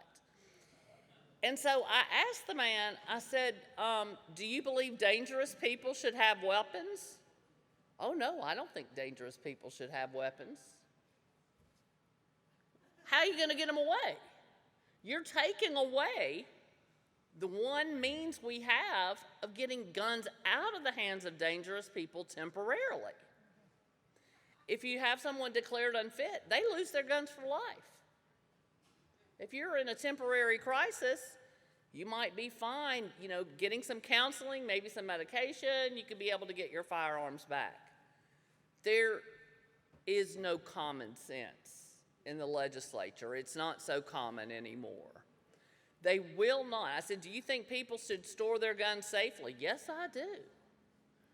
Well, shouldn't we pass a law that there is some type of consequence if they don't store their gun safely and someone uses it either to commit a crime or if a toddler gets it and shoots a sibling or a playmate or his mother? This is happening in Tennessee. Not only are guns the #1 killer of children in Tennessee and across the country, in Tennessee, 36% more children die from guns than the national average. That's a policy choice, folks. That is a policy choice. It is a decision that they've made that guns matter more than kids because we just can't touch the Second Amendment. Really? Because our state constitution says you have a right to bear arms, and the second part of the sentence, it's not even a separate sentence, says the legislature will have the right to regulate firearms for the safety of the populace. And you know what they did? They tried to bring a constitutional amendment to remove that part from our Constitution. This is who they are. Nothing to protect our kids, and everything to protect their special interest lobbies, the Tennessee Firearms Association, the NRA, and those who fund their campaigns. And we're dealing with that same thing at the federal level because Marsha Blackburn is one of the top recipients of NRA dollars. Boo. She is also one of the top recipients of Big Pharma. So it's not surprising she voted against capping insulin at $35. It's not surprising that she voted against negotiating drug prices for senior citizens. That's who pays her bills. That's who gets her reelected. She's not working for us. She voted against the Violence Against Women Act. She voted against equal pay for women. She doesn't believe federal should be helping out in our public schools. She questions Griswold versus Connecticut. She questions our right to have access to contraception. And she certainly doesn't believe that women should have choices about their own body. Money and that former guy. She is in lockstep with him and will do whatever he says. And we all know that's a dangerous prospect. But I have loved listening to everyone speaking here tonight because everybody up here has talked about the care and the concern for their communities. And that's what I love about Democrats, because we're making things better. We are trying to lift up those in the lower middle class and those folks that are struggling. We're trying to lift them up, lift more people into the middle class, while Republicans are kicking people off the ladder who are trying to climb up and doing everything they can to stop people from being lifted up, like trying to stop our unions from organizing, stopping any bill about raising the minimum wage, stopping any legislation that provides access to affordable health care. You know, Marcia and her hero are very likely to take away Medicare and Social Security. They are in talks about doing that. This is remarkable, folks. Democrats care about everyone in their community. I am so tired of the xenophobic, misogynistic, racist things that I hear every day from these folks in the State House and also coming from Marsha Blackburn. She doesn't even talk sense most of the time. I mean, it's really, really bad. Tennesseans deserve someone who cares about cutting their taxes, not cutting the taxes for the wealthy. Someone who believes that we should cut for the middle class, that we should bring back the child tax credit, that cut child poverty in half. When 1 out of 8 kids goes to bed hungry in Tennessee, how do you say that you represent Tennessee and then you don't vote for the child tax credit that lifts folks out of poverty, that allows kids to eat? We are talking about respecting the human dignity of every single Tennessean, not just the wealthy and well-connected and special interests. And Tennessee deserves representation that believes that every single human being has dignity and that every single human being deserves a right to a great public school that's with a well-resourced classroom, access to affordable health care, a living wage to lift their family up so that they don't have to decide between buying the prescriptions they need that month and keeping the lights on.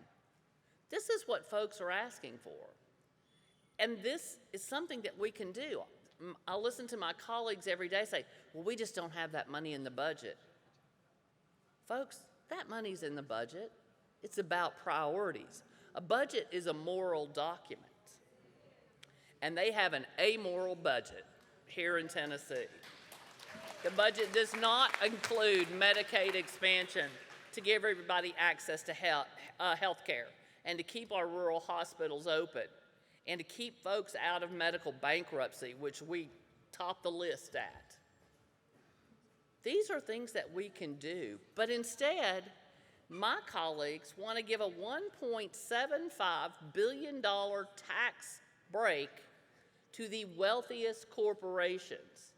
And I'm not even going to say in Tennessee, because what we found out today, one of my colleagues asked, well, I read in the Tennessean, and it says more than 50% of that almost $1.8 billion is going to businesses, corporations out of state. And Leader Lambert stood up there and he said, oh no, 81% of the companies are in Tennessee, indicating 19% of the companies are out of state. He was arguing, and he knew he was arguing the wrong, intentionally misleading people. Yes, 19% of the companies are out of state, but those 19% of the companies get more than 50% of the tax dollars of hard-working Tennesseans. They are thrilled that they gave this big tax cut, and they insist that it's going to trickle down to y'all. Because somebody didn't get the memo that trickle-down economics doesn't work. It's not a thing.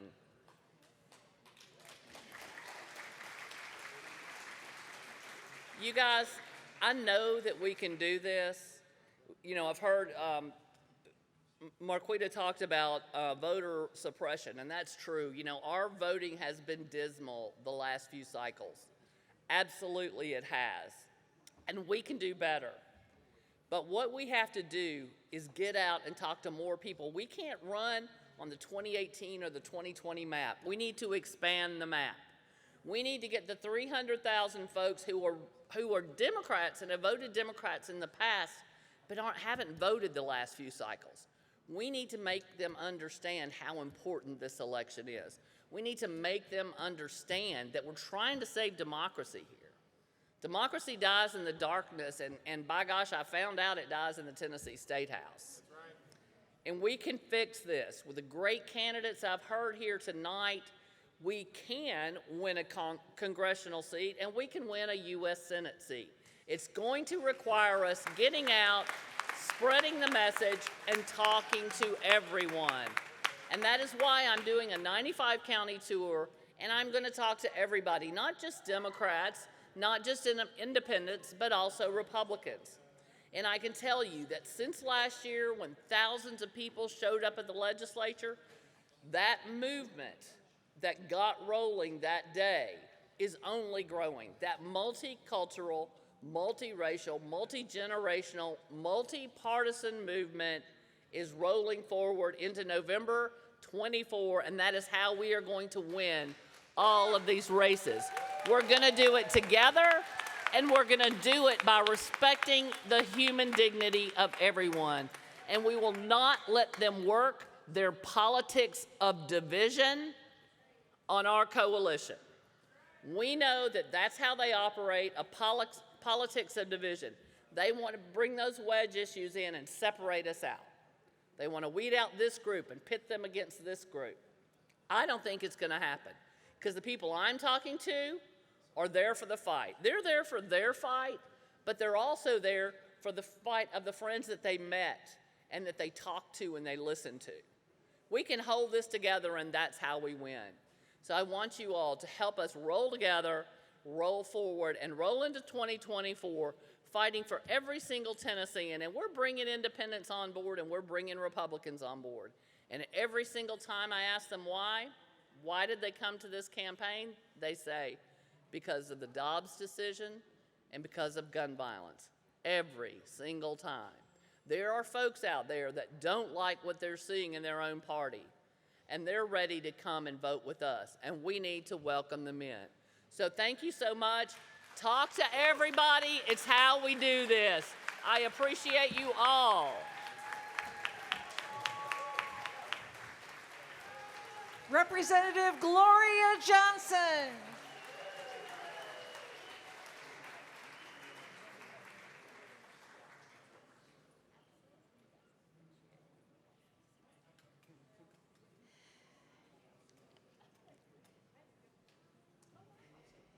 And now it's my honor to introduce Civil Miller-Watkins, candidate for U.S. Senate.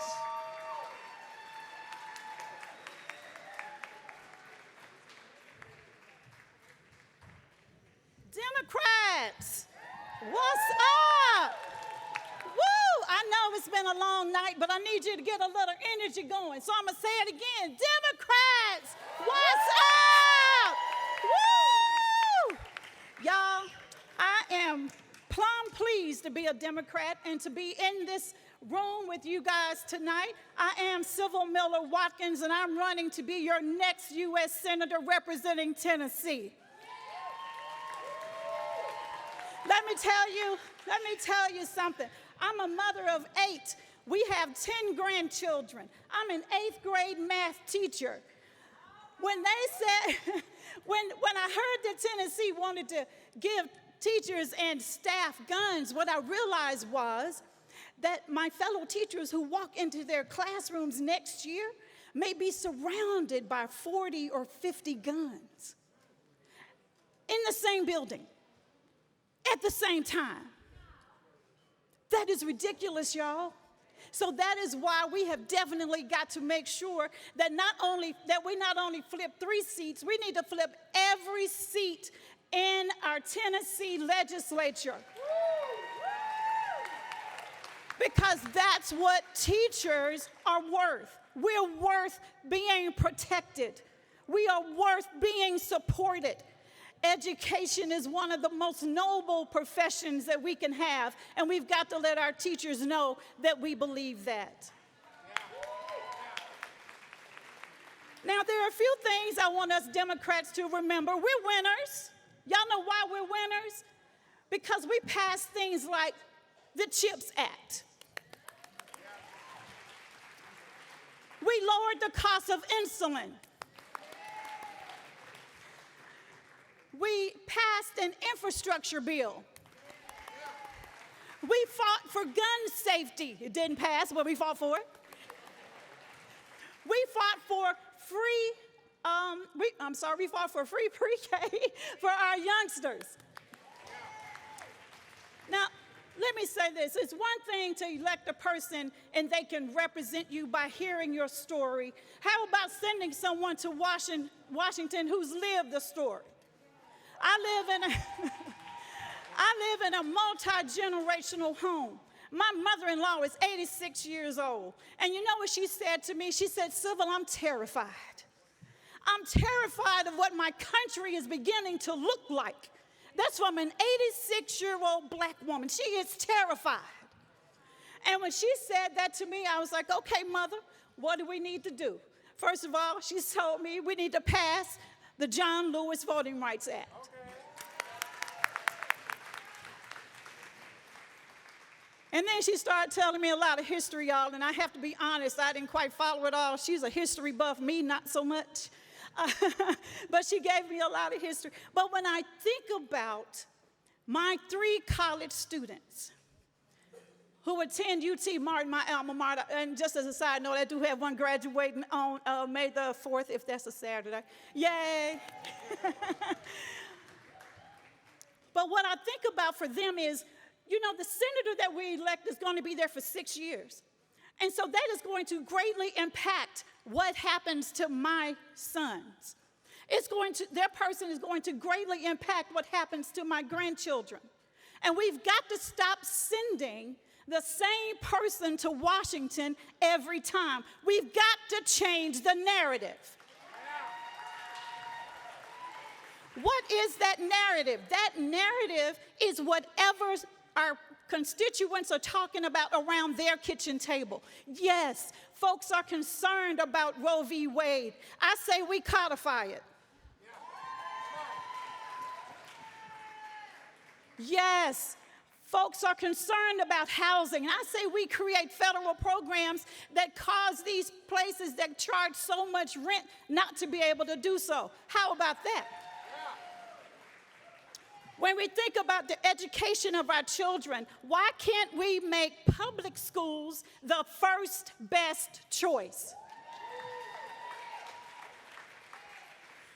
When we begin to think about our future and we think about the climate, y'all, Earth Day was just the other day. We've got to save our climate so our kids have somewhere to live and breathe. So I'm here today to ask for your vote, ask for your support, ask for your donations. Yes, it's hard running in Tennessee. People will tell you that a black girl from a rural county can't win, but I tell you I can. Why Why can I win? Because I believe I'm the candidate of the year for this Senate seat. Why do I say that? Because of my narrative, because of my life. It is time for us to send different people, as I said before. And once there, you have to hold people accountable. Who's willing to be held accountable? As a teacher, I'm held accountable after every TCAP, which just ended today. Can we all say amen? So when I think about that, I want all of us to remember that we are winners.